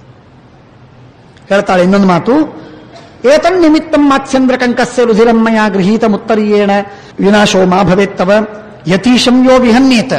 ಯಾವುದೇ ಯತಿಗೆ ಯಾರಾದರೂ ಪೀಡೆ ಕೊಟ್ರೆ, ಯಾರಾದರೂ ರಕ್ತ ಇಳಿಸಿದರೆ, ಆ ರಕ್ತ ಕೆಳಗೆ ಬಿದ್ದಾಗ ಮಣ್ಣಿನ ಎಷ್ಟು ಕಣಗಳಿಗೆ ಹತ್ತುಕೊಳ್ಳುತ್ತೋ ಅಷ್ಟು ವರ್ಷಗಳವರೆಗೆ, ಅಷ್ಟು ಯುಗಗಳವರೆಗೆ ಅವನ ನರಕದಲ್ಲಿ ಬಿದ್ದು ಒದ್ದಾಡಬೇಕಾಗತ್ತೆ. ಅದಾಗಬಾರದು, ನಿಮಗೆ ತೊಂದರೆ ಬರಬಾರದು ಅಂತ ಅನ್ನೋದಕ್ಕಾಗಿ ನಾನು ತಡೆದಿದ್ದೇನೆ. ಯತೀಶಂ ಯೋ ವಿಹನ್ಯೇತ ತಸ್ಯಾಯುರ್ ವಿನಶಿಷ್ಯತಿ ಯೋ ಯತೀಶಂ ನಿಯಮ್ಯೇತ ಸಹಸ್ರಂ ಯಾತನಾ ಯಮೇ ಯತೋ ರಕ್ತಂ ಪ್ರದರ್ಶಯತಿ ಯಾವತ್ ಪಾಂಸುರಗೃಹ್ಯತ ತಾವಂತಃ ಪಿತೃಲೋಕಸ್ಥಾಃ ಪಿತರಃ ಪಪ್ರತಂತ್ಯಧಃ. ಅಷ್ಟೆಲ್ಲ ಪೂರ್ವ ಪಿತಾಮಹರೆಲ್ಲ ಕೆಳಗೆ ಬಿದ್ದು ಒದ್ದಾಡ್ತಾರೆ, ಕಷ್ಟಪಡ್ತಾರೆ. ಅದಾಗಬಾರದು, ಆಗದಿರಲಿ ಅನ್ನೋದಕ್ಕಾಗಿ ನಾನು ತಡೆದಿದ್ದೇನೆ. ಇನ್ನೇನು ಕಾರಣ ಇಲ್ಲ. ಇವನ ಮಹಿಮೆ ನನಗೆ ಗೊತ್ತು. ಇದು ಯತಿಯ ಬಗ್ಗೆ ಹೇಳಿದ ಮಾತಾದರೆ ಧರ್ಮರಾಜನ ಬಗ್ಗೆ ಸಂಕಟ ಏನು ಅಂತಂದ್ರೆ, ಧರ್ಮರಾಜನ ಒಂದು ಬಹಳ ವಿಚಿತ್ರವಾಗಿರುವುದು ಬರ್ತದೆ. ಇಲ್ಲಿ ಮುಂದೆ ಬಂದಾಗ ನಾವು ಅದನ್ನು ನೋಡೋಣ. ಆ ಮಾತು ಬರ್ತದೆ. ವಾಸವ ಪ್ರಮುಖಾ ದೇವ ಸರ್ವೇ ದೇವಾ ಸರ್ವಶ ಪುರೋಗಮಃ. ಋಷಿಗಳು ಬಂದಿದ್ರು, ಗಂಧರ್ವರು ಬಂದಿದ್ರು, ದೇವತೆಗಳು ಬಂದಿದ್ರು. ಮೇಲೆ ಅರ್ಜುನ ಯುದ್ಧವಾಡುವುದಕ್ಕೆ ನೋಡುವುದಕ್ಕಾಗಿ ಬಂದಿದ್ದಾರೆ ಎಲ್ಲರೂ. ಅವರೆಲ್ಲರೂ ಅಮಾನುಷ ಯುದ್ಧವನ್ನು ನೋಡಿ ಹೋದರು. ಹೋದಾದ ಮೇಲೆ ಬಹಳ ಆಶ್ಚರ್ಯ ಪಡ್ತಾರೆ. ಅವರಂತಾರೆ, ಯಾವ ಮುಹೂರ್ತ ಈ ಅರ್ಜುನ ಹುಟ್ಟಿದ್ದನಪ್ಪ, ಯಾವ ಮುಹೂರ್ತ ಅರ್ಜುನ ಹುಟ್ಟಿದ್ದಾನೆ. ಇದೇ ತಿಂಗಳು ಹುಟ್ಟಿದ್ದು ಅರ್ಜುನ ಜಯಂತಿ ಅಂತ ಎಂದು ಸಿಕ್ಕಿಲ್ಲ. ಪ್ರಾಯ ಹುಣ್ಣಿಮೆ ದಿವಸ, ಪ್ರಾಯ ಹುಣ್ಣಿಮೆ ಅಥವಾ ದ್ವಿತೀಯ ಪ್ರತಿಪದ, ಈ 2 ದಿನಗಳಲ್ಲಿ ಹಿಂದೆ ಮುಂದೆ, ಚತುರ್ದಶಿ, ಹುಣ್ಣಿಮೆ, ಪ್ರತಿಪದ, ಈ 3 ದಿನಗಳಲ್ಲಿ ಒಂದು ದಿವಸ ಯಾವಾಗಾದರೂ ಅರ್ಜುನ ಹುಟ್ಟಿದ್ದಾನೆ. ಫಾಲ್ಗುಣ ಮಾಸ, ಉತ್ತರ ಫಾಲ್ಗುಣಿ ನಕ್ಷತ್ರ ಇದ್ದಾಗ ಹುಟ್ಟಿದ್ದು. ಅರ್ಜುನ ಜಯಂತಿ ಅಂತ ಹಾಕಿಲ್ಲ ಇಲ್ಲಿವರೆಗೆ ಎಲ್ಲೂ, ಶಾಸ್ತ್ರದಲ್ಲೂ ಧರ್ಮಶಾಸ್ತ್ರದಲ್ಲೂ ಸಿಕ್ಕಿಲ್ಲ. ಬಲರಾಮ ಜಯಂತಿ ಇದೆ, ಕೃಷ್ಣ ಜಯಂತಿ ಪ್ರಸಿದ್ಧ, ಭೀಮ ಜಯಂತಿಯೂ ಇದೆ. ಆದರೆ ಅರ್ಜುನ ಜಯಂತಿ ಹೇಳಿಲ್ಲ ಎಲ್ಲಿ ಇರಲಿ. ಅವರಂತಾರೆ, ಯಾವ ನಕ್ಷತ್ರದಲ್ಲಿ ಯಾವ ಕಾಲದಲ್ಲಿ ಹುಟ್ಟಿದ್ದನೋ, ಎಂಥ ಉತ್ತಮವಾದ ಕಾಲದಲ್ಲಿ ಹುಟ್ಟಿದ್ದಾನೆ ಅರ್ಜುನ, ಎಂಥ ಪರಾಕ್ರಮಿ, ಏನವನ ವೀರ್ಯ, ಎಷ್ಟು ಜನರನ್ನು ಸುಲಭವಾಗಿ ಸೋಲಿಸಿಬಿಟ್ಟ, ಇಷ್ಟೆಲ್ಲ ಬರುವುದಕ್ಕೆ ಹೇಗೆ ಸಾಧ್ಯವಾಯಿತು ಅಂತಂತ ಎಲ್ಲ ದೇವತೆಗಳು ಸಂತೋಷಪಟ್ಟಿದ್ದಾರೆ, ಹೋಗ್ತಾ ಇದ್ದಾರೆ. ಕಿನ್ನು ಖಲ್ಲ ಪಯಾತಾಸ್ತೆ ಕುರವೋ ನಗರಂ ಗತಾಃ ಆಮುಂಚ ಕವಚಂ ವೀರ ಚೋದಯಸ್ವ ಚ ವಾಜಿನಃ ಜವೇನಾಭಿಪ್ರಪದ್ಯಸ್ವ ವಿರಾಟ ನಗರಂ ಪ್ರತಿ. ಅತೀ ವೇಗವಾಗಿ ಹೋಗೋಣ ಅಂತ ಹೇಳಿದ್ದಾನೆ. ಬೃಹನ್ನಲ ಸಾರಥಿಯಾಗಿ ಕೂತಿದ್ದಾನೆ ಅರ್ಜುನ. ಉತ್ತರ ಕುಮಾರ ಹಿಂದೆ ರಥಿಕನಾಗಿ ಒಳಗೆ ಏರಿದ್ದಾನೆ. ರಥ ಅತ್ಯಂತ ವೇಗದಿಂದ ಸಾಗಿ ಬಂತು, ಊರಿಗೆ ತಲುಪಿತು. ಧ್ವಜಂ ವಾ ದರ್ಶಯಿಷ್ಯಾಮಿ ಅಥವಾ ಸ್ವಜನೋ ಭವೇತ್, ನಮ್ಮ ಊರನ್ನು ತೋರಿಸೋಣ ಅಂತ ಹೇಳಿ ಉತ್ತರಾಮತ್ರ ಪಶ್ಯಾಮಿ ಸಖೀಭಿ ಪರಿವಾರಿತಾಂ, ಎಲ್ಲರಿಗೆ ಹೇಳ್ತಾ ಸುದ್ದಿಯನ್ನು ಹೇಳ್ತಾ ಬಂದಿದ್ದಾರೆ. ಸತ್ಕಾರವಾಗಿದೆ, ಸ್ವಾಗತವಾಗಿದೆ. ಭೂಮಿಂಜಯ ಅಂತ ಅವನಿಗೆ ಹೆಸರು, ಉತ್ತರ ಕುಮಾರನಿಗೆ. ಅವನಿಗೆ ಸ್ವಾಗತ ಸತ್ಕಾರ ಎಲ್ಲ ಆಯಿತು. ಉತ್ತರ ಸಹ ಸೂತೇನ ದ್ವಾರಿ ತಿಷ್ಠತಿ ವಾರಿತಃ ಪ್ರವೇಶಯೋಹೋ. ದ್ವಾರದಲ್ಲಿ ನಿಂತಿದ್ದಾನೆ ಉತ್ತರ ಕುಮಾರ ಮತ್ತು ಅರ್ಜುನ. ದ್ವಾರಪಾಲಕರಿಂದ ಒಳಗೆ ಹೇಳಿ ಕಳಿಸಿದ್ದಾಯಿತು ರಾಜನಿಗೆ. ವಿರಾಟ ರಾಜ ಹೇಳಿದ, ಇಬ್ಬರನ್ನು ಕರೆಸು ಅಂತ. ಕಂಕ ಮಧ್ಯದಲ್ಲಿ ಅಡ್ಡ ತಡೆದ, ಇಬ್ಬರನ್ನ ಕರೆಸಬೇಡ, ಉತ್ತರ ಕುಮಾರ ಒಬ್ಬನೇ ಬರಲಿ, ಉತ್ತರ ಕುಮಾರ ಒಬ್ಬನೇ ಬರಲಿ, ಇನ್ಯಾರು ಅವನೇನು ಬರೋದು ಬೇಡ. ಪ್ರವೇಶಯೋ ಭೌತೌ ತೂರ್ಣಂ ದರ್ಶನೇತ್ಸುರಹಂ ತಯೋಹೋ ಕ್ಷತ್ತಾರಂ ಕುರು ರಾಜಸ್ತು ಶನೈಃ ಕರ್ಣೇ ಉಪಾಜಪತ ಉತ್ತರ ಪ್ರವಿಶತ್ವೇಕಃ. ಒಬ್ಬ ಉತ್ತರ ಕುಮಾರ ಒಳಗೆ ಬರಲಿ, ಇಬ್ಬರು ಬೇಡ ಅಂತ ವಿರಾಟರಾಜನ ಕಿವಿಯಲ್ಲಿ ನಿಧಾನಕ್ಕೆ ಹೇಳ್ತಾನೆ ಧರ್ಮರಾಜ. ಹೇಳಿದಾಗ ಉತ್ತರ ಪ್ರವಿಶತ್ವೇಕಃ ಬಾಹೋರ್ವ್ರತಂ ಮಹಾಬಾಹೋರ್ವ್ರತಂ ನಿತ್ಯಂ ಮಹಾತ್ಮನಃ ಯೋ ಮಮಂಗೆ ವ್ರಣಂ ಕುರ್ಯಾತ್ ಶೋಣಿತಂ ವಾ ಪ್ರದರ್ಶಯೇತ್ ಅನ್ಯತ್ರ ಸಂಗ್ರಾಮ ಗತಾನ್ ನ ಸಜೀವೇತ್ ಕಥಂಚನ. ಅವನಿಗೇನೋ ನನ್ನ ಮೇಲೆ ವಿಶ್ವಾಸ, ಹಾಗಾಗಿ ಆ ಬೃಹನ್ನಲ ಒಂದು ವ್ರತವನ್ನು ಧಾರಣ ಮಾಡಿದ್ದಾಳೆ. ಏನದು ವ್ರತ? ನನ್ನ ಮೂಗಿನಿಂದ, ನನ್ನ ದೇಹದಿಂದ, ಯುದ್ಧದಲ್ಲಿ ಆದರೆ ಬೇರೆ, ಯುದ್ಧ ಬಿಟ್ಟು ಬೇರೆ ಕಾಲದಲ್ಲಿ ನನ್ನ ದೇಹದಿಂದ ಯಾರಾದರೂ ಒಂದು ಹನಿಯನ್ನ ರಕ್ತವನ್ನು ಭೂಮಿಗೆ ಬೀಳಿಸಿದರೆ ಅವರ ಕುಲವನ್ನೇ ನಾಶ ಮಾಡ್ತೀನಿ ಅಂತ ಆ ಬೃಹನ್ನಲ ಪ್ರತಿಜ್ಞೆ ಮಾಡಿದ್ದಾಳೆ. ಆದ್ದರಿಂದ ಈಗ ನೀನೇ ಖುದ್ದಾಗಿ ನನಗೆ ಹೊಡೆದು ರಕ್ತವನ್ನು ತರಿಸಿದ್ದೆ. ಇದನ್ನೇನಾದರೂ ಆ ಬೃಹನ್ನಲ ನೋಡಿಬಿಟ್ಟ ಅಂತಾದರೆ ನಿಮ್ಮನ್ನು ನಾಶ ಮಾಡಿಬಿಡ್ತಾನೆ. ಆದ್ದರಿಂದ ದಯವಿಟ್ಟು ಅವನು ಒಳಗೆ ಬರೋದು ಬೇಡ, ಹೊರಗೆ ನಿಂತ್ಕೊಂಡಿರಲಿ. ನನ್ನ ಮೂಗು ಸರಿ ಮಾಡಿಕೊಳ್ತೇನೆ, ರಕ್ತ ನಿಲ್ಲತ್ತೆ, ಹೆಪ್ಪುಗಟ್ಟಿ ನಿಂತಾದ ಮೇಲೆ ಅವನ ಒಳಗೆ ಬರಲಿ, ಅಲ್ಲಿವರೆಗೆ ಒಳಗೆ ಬರೋದು ಬೇಡ ಅಂತ ಹೇಳ್ತಾನೆ. ಇದು ಗೊತ್ತಾಗಿ ಆಯಿತು ಅಂತ ಒಪ್ಪಿಕೊಂಡು ಉತ್ತರ ಕುಮಾರ ಒಬ್ಬನೇ ಬರಲಿ ಅಂತ ವ್ಯವಸ್ಥೆ ಆಗತ್ತೆ. ಬರ್ತಾನೆ ಉತ್ತರ ಕುಮಾರ. ಒಬ್ಬ ಉತ್ತರ ಕುಮಾರ ಬಂದ, ತಂದೆಗೆ ನಮಸ್ಕಾರ ಮಾಡಿದ. ತಂದೆಗೆ ಆದ ಮೇಲೆ ಪಕ್ಕದಲ್ಲಿ ಕಂಕ ಕೂತಿದ್ದ ಯತಿ ಅವನಿಗೆ ಸಾಷ್ಟಾಂಗ ನಮಸ್ಕಾರ ಹಾಕ್ತಾನೆ. ಈಗ ಗೌರವ ಬಂದುಬಿಟ್ಟಿದೆ ಅವರಿಗೆ. ಇವರು ಸಾಕ್ಷಾತ್ ಧರ್ಮರಾಜ, ಭೀಮ, ಅರ್ಜುನ, ನಾವೆಲ್ಲ ಸಾಮಾನ್ಯರು, ಅವರು ಮಹಾತ್ಮರು, ಅತ್ಯದ್ಭುತರವರು, ನಾವು ಅತೀ ಕೀಳು ಜನ ಅನ್ನುವ ಅರಿವು ಬಂದಿದೆ ಅವನಿಗೆ. ಹಾಗಾಗಿ ನಮಸ್ಕಾರ ಹಾಕಿದ. ನಮಸ್ಕಾರ ಹಾಕಿ ತಂದೆ ಹತ್ರ ಮುಖ ಮಾಡ್ತಾನೆ. ಆದರೆ ನೋಡ್ತಾ ಇದ್ದದ್ದು ಯತಿ ಕಡೆ ನೋಡ್ತಾ ಇದ್ದ, ಕಂಕನ ಹತ್ರ ನೋಡ್ತಾ ಇದ್ದ. ಮುಖ ಇದ್ದದ್ದು ತಂದೆ ಹತ್ರ, ನೋಡ್ತಾ ಇದ್ದದ್ದಲ್ಲಿ. ಮುಖ ಆ ಕಡೆಗೆ ಯತಿಯ ಕಡೆಗೆ ಮಾಡಿದರೆ ತಂದೆಗೆ ರಾಜನಿಗೆ ಅಗೌರವ, ತಿರಸ್ಕಾರ. ಆದ್ದರಿಂದ ಮಾಡಬಾರದು. ರಾಜನತ್ತ ಮುಖ ಮಾಡಿ ಮಾತಾಡಬೇಕು. ಆದರೆ ರಾಜನ ಬೆಲೆ ಇಲ್ಲ ಅವನಿಗೀಗ, ಧರ್ಮರಾಜ ಮುಖ್ಯ. ಹಾಗಾಗಿ ಧರ್ಮರಾಜನ ಕಡೆಗೆ ಕಣ್ಣು ಮಾಡ್ತಾ ಇದ್ದ. ಎಷ್ಟು ವಿಚಿತ್ರ ನೋಡಿ, ಮಹಾಭಾರತ ಎಷ್ಟು ಸೂಕ್ಷ್ಮವಾಗಿ ಹೇಳ್ತದೆ. ಎಂಥ ಸಣ್ಣ ವ್ಯವಹಾರ ಇದೆ ಇದು.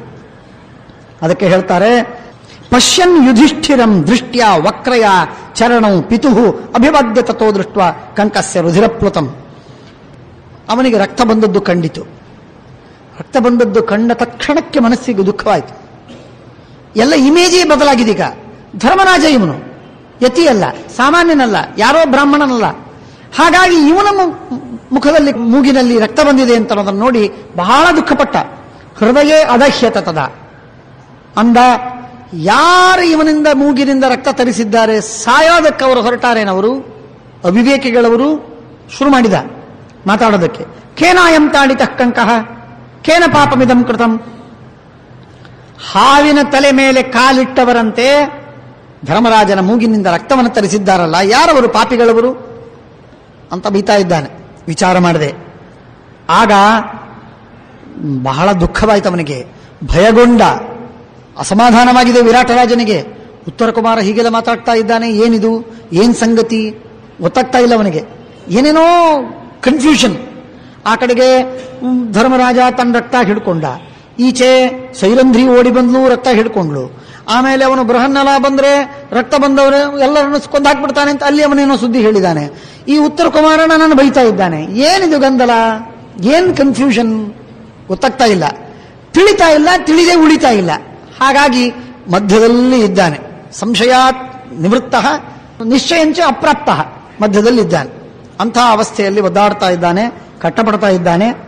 ತತ್ರಾಜಯತ್ ಕುರುನ್ ಸರ್ವಾನ್ ಉತ್ತರೋ ರಾಷ್ಟ್ರವರ್ಧನ ಇತ್ಯುಕ್ತಂ ಮಮಯಾ ಪುತ್ರ ನೀತಿಕಂಕೋ ಬೃಹನ್ನಲ. ನಾನು ಒಂದು ಸಣ್ಣ ವಾಕ್ಯಾಠ್ಯವಾಯ್ತು. ಈಗ ಏನಿಲ್ಲ, ನಾನೇನು ಹೇಳಿದೆ, ಉತ್ತರ ಕುಮಾರ ಗೆದ್ದಿದ್ದಾನೆ ಕೌರವರನ್ನ ಅಂತ ನಾನು ಹೇಳಿದೆ. ಆರ ಯತಿ ಅವನು ಒಪ್ಪಲಿಲ್ಲ, ಬೃಹನ್ನಲ ಗೆದ್ದಿದ್ದಾನೆ ಅಂತ ಅವನು ಹೇಳ್ತಾ ಇದ್ದಾನೆ. ಒಂದ್ಸಲ ಹೇಳಿದೆ, ಅವನು ಅದಕ್ಕೆ ವಿರುದ್ಧವಾಗಿ ಹೇಳಿದ. ಎರಡನೇ ಸಲ ಹೇಳಿದೆ, ಆಗಲೂ ವಿರುದ್ಧ. ಮೂರನೇ ಸಲ ಹೇಳಿದೆ, ಆಗಲೂ ವಿರುದ್ಧ.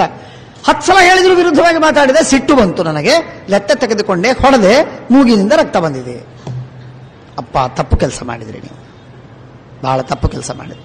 ಯತಿಗೆ ಹಾಗೆ ಮಾಡಬಾರದು ಅನ್ನಬೇಕಾಗಿದೆ ಧರ್ಮರಾಜನಿಗೆ ಅಂತ. ಅನ್ಲಿಕ್ಕೆ ಅವನಿಗೆ ಧೈರ್ಯವಾಗ್ತಾ ಇಲ್ಲ. ಅರ್ಜುನ ಡಿಕ್ಲೇರ್ ಮಾಡೋವರೆಗೆ, ಅರ್ಜುನ ಅನೌನ್ಸ್ ಮಾಡೋವರೆಗೆ ತಾವು ಯಾವುದೂ ಹೇಳಬಾರದು ಅಂತಿದೆ. ಆದ್ದರಿಂದ ಯತಿಗೆ ಹಾಗೆ ಮಾಡಬಾರದು ಅಂತ ಹೇಳಿ ಶುರು ಮಾಡಿಬಿಟ್ಟ ಉಪನ್ಯಾಸ ಮಾಡಿ. ತಾಡಿತೋ ಎಮ್ಮಯ ಪುತ್ರ ದುರಾತ್ಮ ಶತ್ರು ಪಕ್ಷಕೃತ ಅಕಾರ್ಯಂತೆ ಕೃತಂ ರಾಜನ್ ಕ್ಷಿಪ್ರಮೇಶ ಪ್ರಸಾದ್ಯತಾಂ. ಯತಿಗಳಿಗೆ ಹೀಗೆಲ್ಲ ಮಾಡ್ತಾರಾ?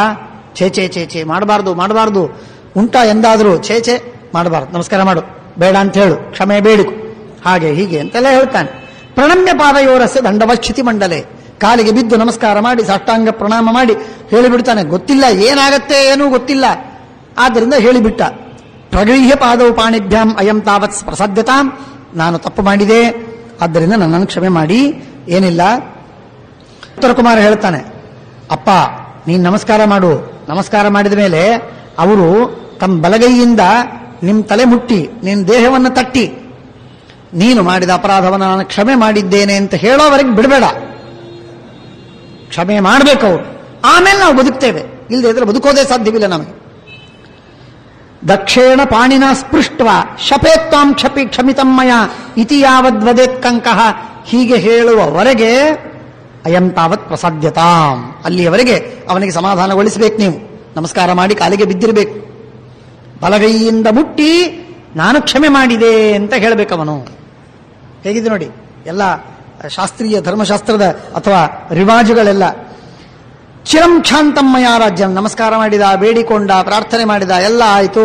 ಧರ್ಮರಾಜನಿಂದ ನಾನು ಸಿಟ್ಟಿಗೆ ಬಂದಿಲ್ಲ, ನಾನು ಕ್ಷಮೆ ಮಾಡೋದಿಲ್ಲಿ. ಕ್ಷಮೆ ಅಂದ್ರೆ ಏನು? ಕ್ರೋಧ ಜನುತ್ಥಿತಿ. ಎಂದೋ ಕ್ಷಮೆ ಮಾಡಿದ್ದೀನಿ, ನನಗೆ ಸಿಟ್ಟೇ ಬಂದಿಲ್ಲ ನಾನು. ಆದ್ದರಿಂದ ಏನ್ ಚಿಂತೆ ಇಲ್ಲ, ಪೂರ್ಣ ಕ್ಷಮೆ ಇದೆ. ನದೂಷಯಾಮಿ ರಾಜೇಂದ್ರ ಯಸ್ತು ಹನ್ಯಾದೂಷಕಂ ಫಲಂ ತಸ್ಯ ಮಹಾರಾಜ ಕ್ಷಿಪ್ರಂ ದಾರುಣಂ ಅಪ್ನುಯಾನ್ ಶೋಣಿತೇತು ವ್ಯತಿಕ್ರಾಂತೆ ಪ್ರವಿವೇಶ ಬೃಹನ್ನಲ. ಮೂಗಿನ ರಕ್ತ ನಿಂತಿದೆ, ಒಣಗಿದೆ, ಎಲ್ಲ ಸ್ವಚ್ಛವಾಗಿದೆ. ಹಾಗೆ ಯಥಾವಸ್ಥಿತವಾಗಿ ಕೂತಿದ್ದಾರೆ. ಹೊರಗಿನಿಂದ ಬೃಹನ್ನಲೆಯನ್ನು ಒಳಗೆ ಬಿಡುವುದಕ್ಕೆ ಹೇಳಿದರು.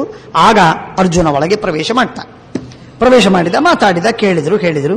ತ್ವಯಾದಾಯಾದವಾನಸ್ಮಿ ಕೈಕೇಯಿ ನಂದಿವರ್ಧನ.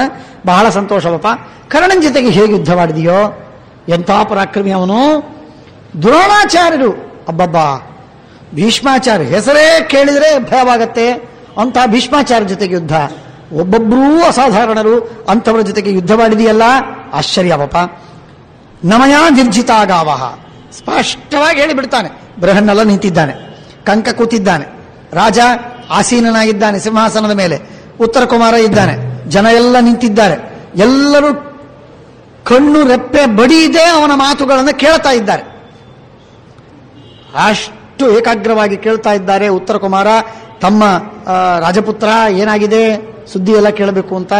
ಆಗ ಉತ್ತರ ಕುಮಾರ ಅತ್ಯಂತ ಸ್ಪಷ್ಟವಾಗಿ ಹೇಳಿದ, ನಮಯ ನಿರ್ಜಿತಾಗಾವಹ ನಮಯ ಕುರವೋ ಜಿತಾಹ ಕೃತಂಚ ಕರ್ಮ ತತ್ಸರ್ವಂ ದೇವಪುತ್ರೇಣ ಕೇನಚಿತ್. ಯಾವುದೋ ಒಬ್ಬ ದೇವಪುತ್ರ ಬಂದ, ಅವನು ನನಗೆ ಸಹಾಯ ಮಾಡಿದ, ಅವನಿಂದಾಗಿ ನಾನು ಗೆದ್ದೆ. ನಾನು ಕೌರವರನ್ನು ಗೆದ್ದದ್ದಲ್ಲ, ನಾನು ಆಕಳಗಳನ್ನು ಪಡೆದದ್ದಲ್ಲ.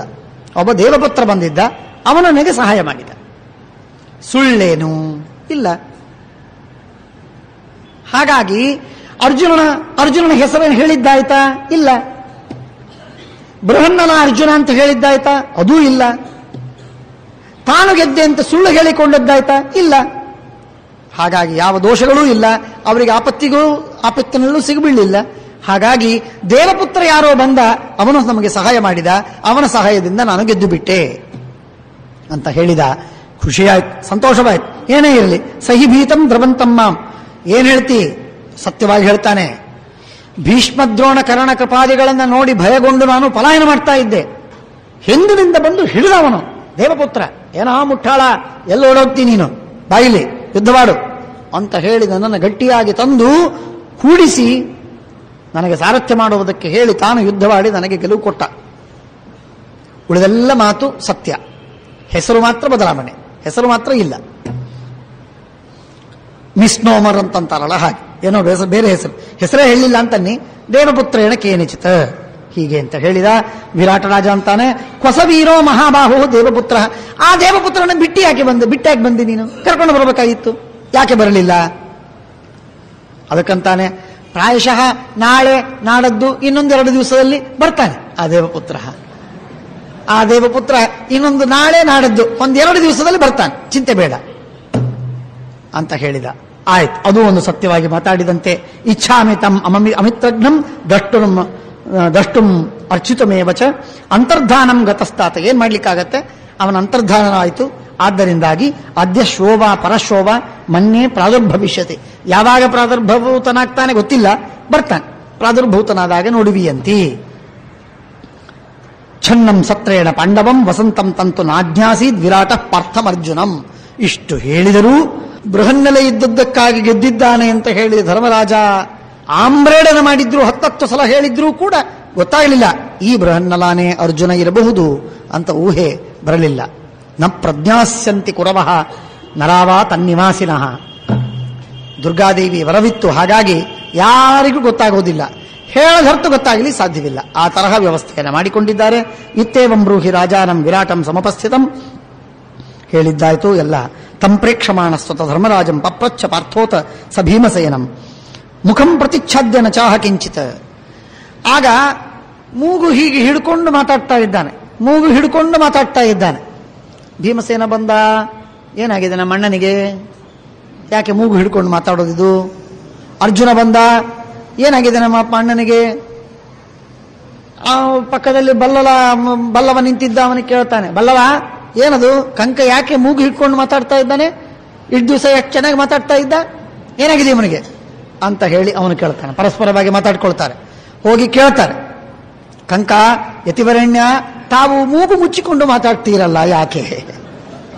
ಆಗ ಅವನು ಹೇಳಿದ, ಮುಖಂ ಪ್ರತಿಚ್ಛಾದ್ಯ ನ ಚಾಹ ಕಿಂಚಿತ ತಮೇವ ಮುಕ್ತ ಪರಿಶಂಕಮಾನಂ ದೃಷ್ಟಾರ್ಜುನಂ ಭೀಮಸೇನಂಚ ರಾಜ ತದಾಬ್ರವೀತ್. ಅವರಿಗೆ ಶಂಕೆ ಬಂದಿದೆ ಅಂತ ಗೊತ್ತಾಯಿತು, ಹಾಗಾಗಿ ಉತ್ತರ ಕೊಡ್ತಾನೆ. ಪರಿಮೃಜ್ಯ ರಕ್ತಂ, ಆಗ ಅಲ್ಲಿರುವ ರಕ್ತವನ್ನು ವರಿಸಿಕೊಂಡು ಉತ್ತರವನ್ನು ಕೊಡ್ತಾನೆ. ದುರಾತ್ಮ ತ್ವಯಿ ಅಭಿಪೂಜ್ಯಮಾನೆ ವಿರಾಟರಾಜ್ಞ ಅಭಿಹತೋಸ್ಮಿ ಪಾರ್ಥ. ಈ ಕೆಟ್ಟ ಈ ವಿರಾಟ ರಾಜ ಮಗನ ಮೇಲಿನ ಮೋಹದಿಂದ ನನಗೆ ಹೊಡೆದ. ನಾನು ಬೃಹನ್ನಲ ನಿನ್ನನ್ನು ವರ್ಣನೆ ಮಾಡ್ತಿದ್ದೆ, ನೀನು ಹೋಗಿ ಯುದ್ಧವಾಡಿಕೊಂಡು ಬಂದಿ ಅಂತ ನಾನು ಹೇಳ್ತಿದ್ದೆ. ಭೀಮಸೇನ ದೇವರಿಗೆ ಖುಷಿ. ಹೌದು, ಹಾಗೆ ಹೇಳಬೇಕು, ಮತ್ತೇನು, ಸತ್ಯವಿದ್ದದ್ದನ್ನೇ ಹೇಳಬೇಕು. ನಾನು ಅದನ್ನು ಹೇಳ್ತಿದ್ದೋ ಮಹಾರಾಯ, ಇಲ್ಲ ಅಂತಿಲ್ಲ. 10 ಸಲ ಹೇಳಿದ್ರು ಕೂಡ ಕೇಳಲಿಲ್ಲ. ಕೊನೆಗೆ ನನಗೆ ಲೆಕ್ಕ ತಗೊಂಡು ಹೊಡೆದದ್ದಕ್ಕೆ ರಕ್ತ ಬಂತು. ಹಾ ಅಂತಂದ ಭೀಮಸೇನ, ಗದ ಎತ್ತೀನಿ ಅಂತಂದ. ಅರ್ಜುನ ಸಿದ್ಧನಾದ, ನನ್ನ ಪ್ರತಿಜ್ಞೆ ಇದೆ, ಯಾರು ನಿನ್ನ ರಕ್ತವನ್ನು ತೆಗೆದಿದ್ದಾರೋ ಅವರನ್ನು ಸಂಹಾರ ಮಾಡ್ತೀನಿ ಅಂತ ನನ್ನ ಪ್ರತಿಜ್ಞೆ ಇದೆ, ನಾನು ಮಾಡೇ ತೀರ್ತೀನಿ. ಈಗ ಪಶ್ಯನ್ ನಚೇಮೇ ಪೃಥಿವೀಂ ಸ್ಪೃಶೇಯು, ಅದು ನಿನ್ನ ಪ್ರತಿಜ್ಞೆ ಏನಿದೆ, ರಕ್ತವನ್ನ ಭೂಮಿಯಲ್ಲಿ ಯಾರು ಬೀಳಿಸ್ತಾರೋ ಅವರನ್ನು ಕೊಲ್ತಿ ಅಂತ ಪ್ರತಿಜ್ಞೆ ಇದೆ. ಭೂಮಿಯಲ್ಲಿ ಬಿದ್ದಿಲ್ಲ, ಬೀಳುಗೊಟ್ಟಿಲ್ಲ ನಾವು. ಆದ್ದರಿಂದ ನಿನ್ನ ಶಬ್ದಕ್ಕೆ, ನಿನ್ನ ಆ ಸ್ಟಿಕಿಂಗ್ ಟು ದ ರೂಲ್ ಅಂತ ಅನ್ನೋದಾದರೆ ನಿನ್ನ ಆ ಮಾತಿಗೆ ತಕ್ಕಂತೆ ಆಗಿಲ್ಲ. ಆದ್ದರಿಂದ ನೀನೇನು ಭಯಪಡಬೇಕಾಗಿಲ್ಲ, ಅವರನ್ನು ಕೊಲ್ಲಬೇಕಾಗಿಲ್ಲ. ಒಂದು. ಎರಡನೇದಾಗಿ, ಅವರ ಮನೆಯಲ್ಲಿ ಇಷ್ಟು ಸುಖವಾಗಿದ್ದೇವೆ ಇಷ್ಟು ದಿನಗಳವರೆಗೆ, ಈಗ ನೀನು ಅವರನ್ನು ಸಂಹಾರ ಮಾಡುವುದು ಸರಿಯಲ್ಲ.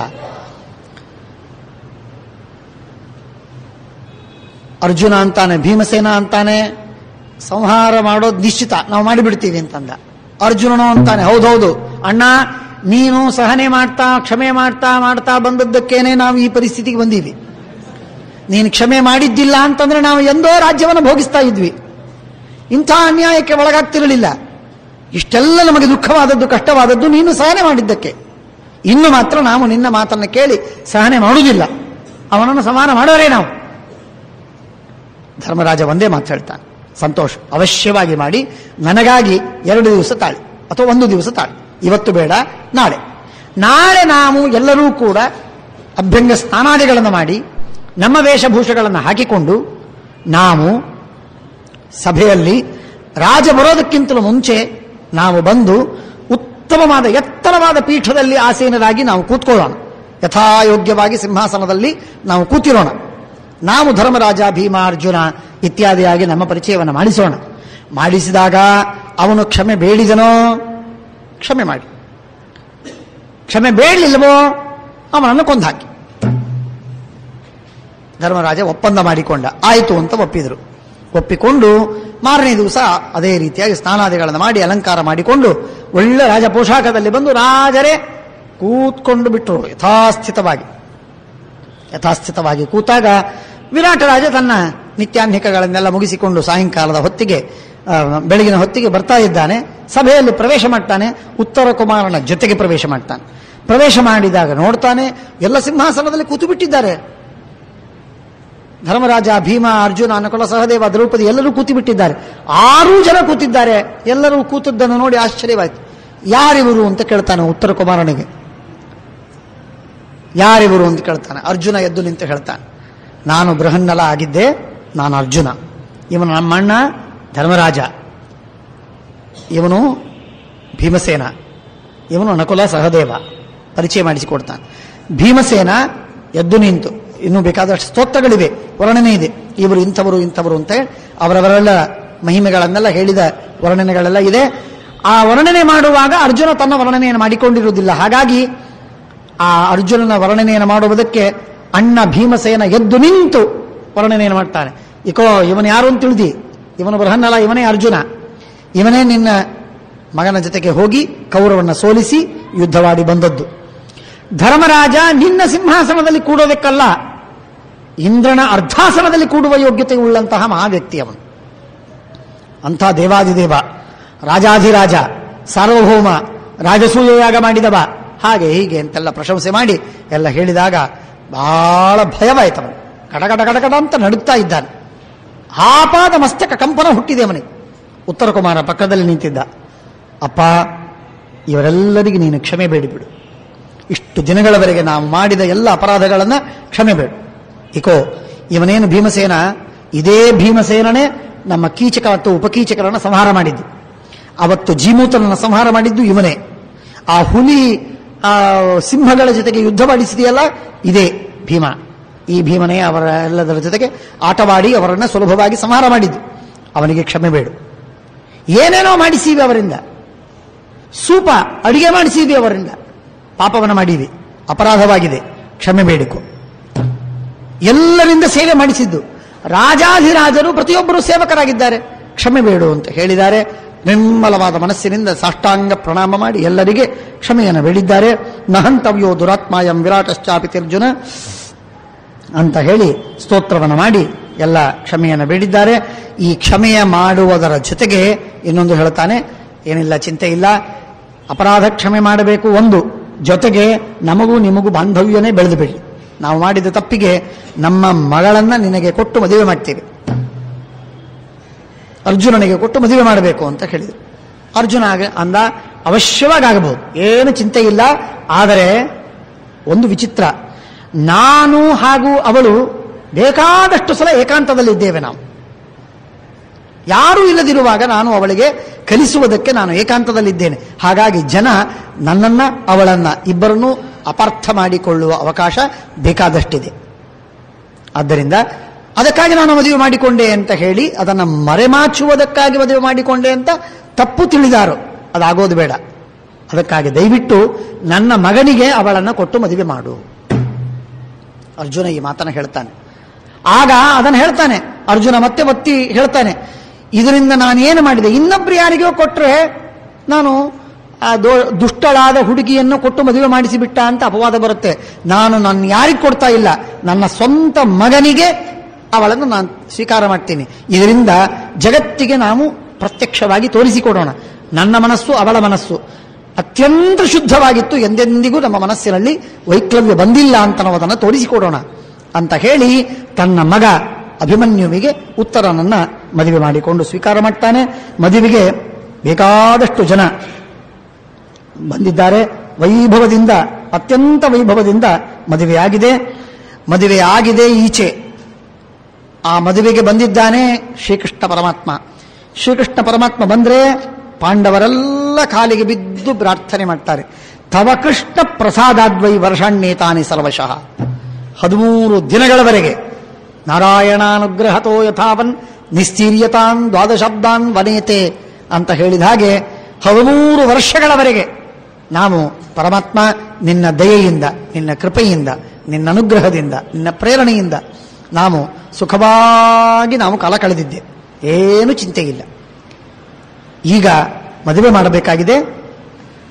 ಕೃಷ್ಣ ಅಭಿಮನ್ಯುವಿನ ಸೋದರ ಮಾವ, ಹುಡುಗನ ಸೋದರ ಮಾವ ಮದುವೆಗೆ ಬಂದಿದ್ದಾನೆ ಪರಮಾತ್ಮ.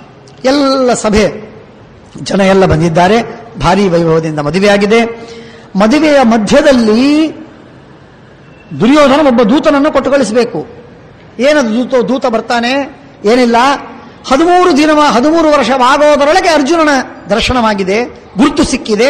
ಆದ್ದರಿಂದ ಮತ್ತೆ ನೀವು 12 ವರ್ಷ ವನವಾಸ, 1 ವರ್ಷ ಅಜ್ಞಾತವಾಸಕ್ಕೆ ಹೋಗಬೇಕು ಅಂತ ಹೇಳಿ ಕಳಿಸಿದ. ಹಿರಿಯರಿಗೆ ಯಾರಿಗೂ ಹೇಳದೆ ದೂತನನ್ನು ಕೊಟ್ಟು ಕಳಿಸಿದ್ದ. ಆ ದೂತ ಬಂದು ಸುದ್ದಿ ಮುಟ್ಟಿಸಿದಾಗ ದೂತನ ಕಡೆಯಿಂದ ಮತ್ತೆ ತಿರುಗಿ ಕಳಿಸ್ತಾರೆ.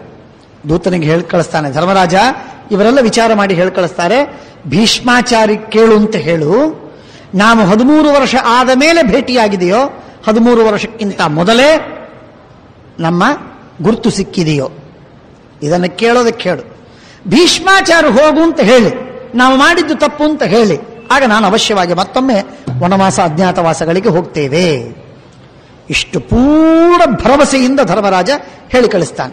ದೂತ ಬಂದು ಅದನ್ನು ಸಭೆಯ ಮಧ್ಯದಲ್ಲಿ ಹೇಳ್ತಾನೆ. ಹೇಳಿದಾಗ ಭೀಷ್ಮಾಚಾರ್ಯರು ಕೂಡಿ ಹಿಂದೆ ಒಂದ್ಸಲ ಚರ್ಚೆ ಮಾಡಿದ್ದಾರೆ, ಈಗ ಮತ್ತೊಮ್ಮೆ ಚರ್ಚೆ ಮಾಡಿ ನಿರ್ಣಯ ಮಾಡ್ತಾರೆ. 13 ವರ್ಷ ಎಂದೋ ಮುಗಿದು ಹೋಗಿದೆ, ಆದ್ದರಿಂದ ಮತ್ತೆ 13 ವರ್ಷದ ಒಳಗೆ ಅವರು ಕಂಡ್ರು ಅಂತ ಹೇಳಿ ಅವರನ್ನ ಮತ್ತೆ ತಿರುಗಿ ಕಳಿಸುವ ಛಲ ಹಠ ಮಾಡಬೇಡ ನೀನು, ಅಧರ್ಮ, ಅದು ತಪ್ಪು, ಹಾಗೆ ಮಾಡ್ತಕ್ಕದ್ದಲ್ಲ ಅಂತ ಹೇಳಿದಾಗ ಒಪ್ಪಿಕೊಂಡಿದ್ದಾರೆ. ಕೊನೆಗೆ ಭೀಷ್ಮಾಚಾರ್ಯ ಮತ್ತೊಂದು ಮಾತು ಹೇಳ್ತಾರೆ, ನಾವು ಮುಗಿಸಿದ್ದೆ, ಅವರೆಲ್ಲ ಮುಗಿಸಿದ್ದಾರೆ 13 ವರ್ಷದ್ದೆಲ್ಲ ಕರಾರಗಳನ್ನ, ಆದ್ದರಿಂದ ಅವರಿಗೆ ಯಥಾಪ್ರಕಾರ ರಾಜ್ಯವನ್ನು ಕೂಡ ಅವರಿಗೆ. ಆಗಲೇ ದುರ್ಯೋಧನ ಹೇಳಿಬಿಡ್ತಾನೆ. ದುರ್ಯೋಧನ ಹೇಳ್ತಾನೆ, ಸ್ವಲ್ಪವೂ ಮಣ್ಣನ್ನು ಕೊಡುವುದಿಲ್ಲ ಅವರಿಗೆ, ಭೂಮಿಯಲ್ಲ, ರಾಜ್ಯವಲ್ಲ, ಕೋಶವಲ್ಲ, ಐಶ್ವರ್ಯವಲ್ಲ, ಒಂದು ಹಿಡಿ ಮಣ್ಣನ್ನು ಕೊಡುವುದಿಲ್ಲ ಅವರಿಗೆ, ಪಾಂಡವರಿಗೆ. ಅಂತ ಹೇಳಿ ಕಳಿಸ್ತಾನೆ ತಿರುಗಿ. ಆಗ ಪಾಂಡವರು ಇನ್ನೆಲ್ಲಿರಬೇಕು, ರಾಜ್ಯ ಕೊಡುವುದಿಲ್ಲ ಅಂತ ಆದ ಮೇಲೆ ಇನ್ನೆಲ್ಲಿರಬೇಕು, ಅದು ಗೊತ್ತಿತ್ತು ಮೊದಲೇ. ಆದರೂ ಒಂದು ಮಾತು ಸಂಧಾನಕ್ಕಾಗಿ ಮೊದಲು ಮಾತು ಕೇಳಿದ್ದನ್ನ ಹೇಳಿದರೆ ಆಗಲಿಲ್ಲ. ಆಗದೇ ಇದ್ದದ್ದಕ್ಕಾಗಿ ವಿರಾಟ ರಾಜನಿಂದ ಆ ಊರನ್ನ ಬಿಟ್ಟು ಈಚೆ ಬರ್ತಾರೆ. ಉಪಪ್ಲವ್ಯ ನಗರ ಅಂತ ವಿರಾಟ ರಾಜನದೇ ಒಂದು ಭಾಗ. ಆ ಭಾಗದಲ್ಲಿ ಉಪಪ್ಲವ್ಯ ನಗರದಲ್ಲಿ ವಾಸವಾಗಿ ಇರ್ತಾರೆ ಪಾಂಡವರು.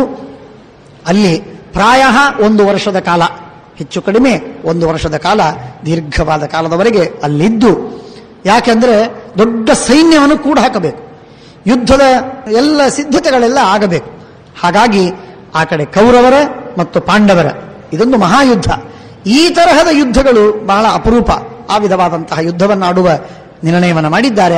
ಹಾಗಾಗಿ ಅಷ್ಟೆಲ್ಲ ವ್ಯವಸ್ಥೆ ಆಗಬೇಕು ಅಂತನ್ನುವುದಕ್ಕೆ ಉಪಪ್ಲವ್ಯ ನಗರದಲ್ಲಿ ಪರಮಾತ್ಮನ ಅನುಗ್ರಹದಿಂದ ಕೃಷ್ಣನೇ ಬಂದು ಅವರಿಗೆ ಅಲ್ಲಿ ನೆಲೆಗೊಳಿಸಿದ್ದಾನೆ. ವಿವಾಹವನ್ನು ಮಾಡಿದ್ದಾರೆ.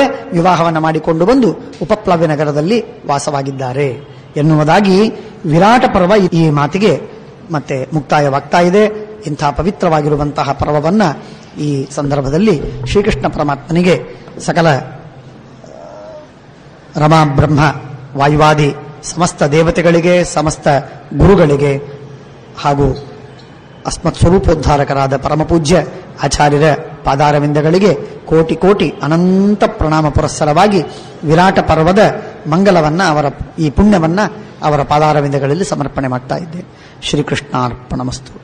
ನಾಹಂ ಕರ್ತಾ ಹರಿಃ ಕರ್ತಾ ತತ್ಪೂಜಾ ಕರ್ಮಚಾಖಿಲಂ ತಥಾಪಿ ಮತ್ಕೃತಾ ಪೂಜಾ ತತ್ಪ್ರಸಾದೇನ ನಾನ್ಯಥಾ ತದ್ಭಕ್ತಿಸ್ತತ್ಫಲಂ ಮಹ್ಯಂ ತತ್ಪ್ರಸಾದ ಪುನಃ ಪುನಃ ಕರ್ಮನ್ಯಾಸೋ ಹರಾವೇವಂ ವಿಷ್ಣೋಸ್ತೃಪ್ತಿಕರಃ ಸದಾ ಕಾಯೇನ ವಾಚಾ ಮನಸಾ ಇಂದ್ರಿಯೈರ್ವಾ ಬುದ್ಧ್ಯಾ ಆತ್ಮನಾ ವಾ ಅನುಸೃತ ಸ್ವಭಾವಂ ಕರೋಮಿ ಯದ್ಯತ್ ಸಕಲಂ ಪರಸ್ಮೈ ನಾರಾಯಣಾಯೇತಿ ಸಮರ್ಪಯಾಮಿ. ಅಕ್ಷಯಂ ಕರ್ಮ ಯಸ್ಮಿನ್ ಪರೇ ಸ್ವರ್ಪಿತಂ ಪ್ರಕ್ಷಯಮ್ಯಂತಿ ದುಃಖಾನಿ ಯನ್ನಾಮತಃ ಅಕ್ಷರೋ ಯೋಜನ ಸರ್ವದೈವಾಮೃತಃ ಕುಕ್ಷಿಗಂ ಯಸ್ಯ ವಿಶ್ವಂ ಸದಾ ಅಜಾದಿಕಂ ಪ್ರೀಣಯಾಮೋ ವಾಸುದೇವಂ ದೇವತಾಮಂಡಲಾಖಂಡಮಂಡನಂ ಅನೇನ ಭಾವಿಯತ್ ಪುಣ್ಯಂ ಅವಾಪ್ನೋತು ಗುರುಂ ಮಮ. ಇದಂ ಜ್ಞಾನಂ ಹರೇಃ ಪೂಜಾ ಹರೇರೇವೋದಿತಂ ಸದಾ ಹರ್ಯಧೀನಂಚ ಸರ್ವತ್ರ ಇತ್ಯೇವಂ ನ್ಯಾಸೋ ಹರೌ ಸ್ಮೃತಃ.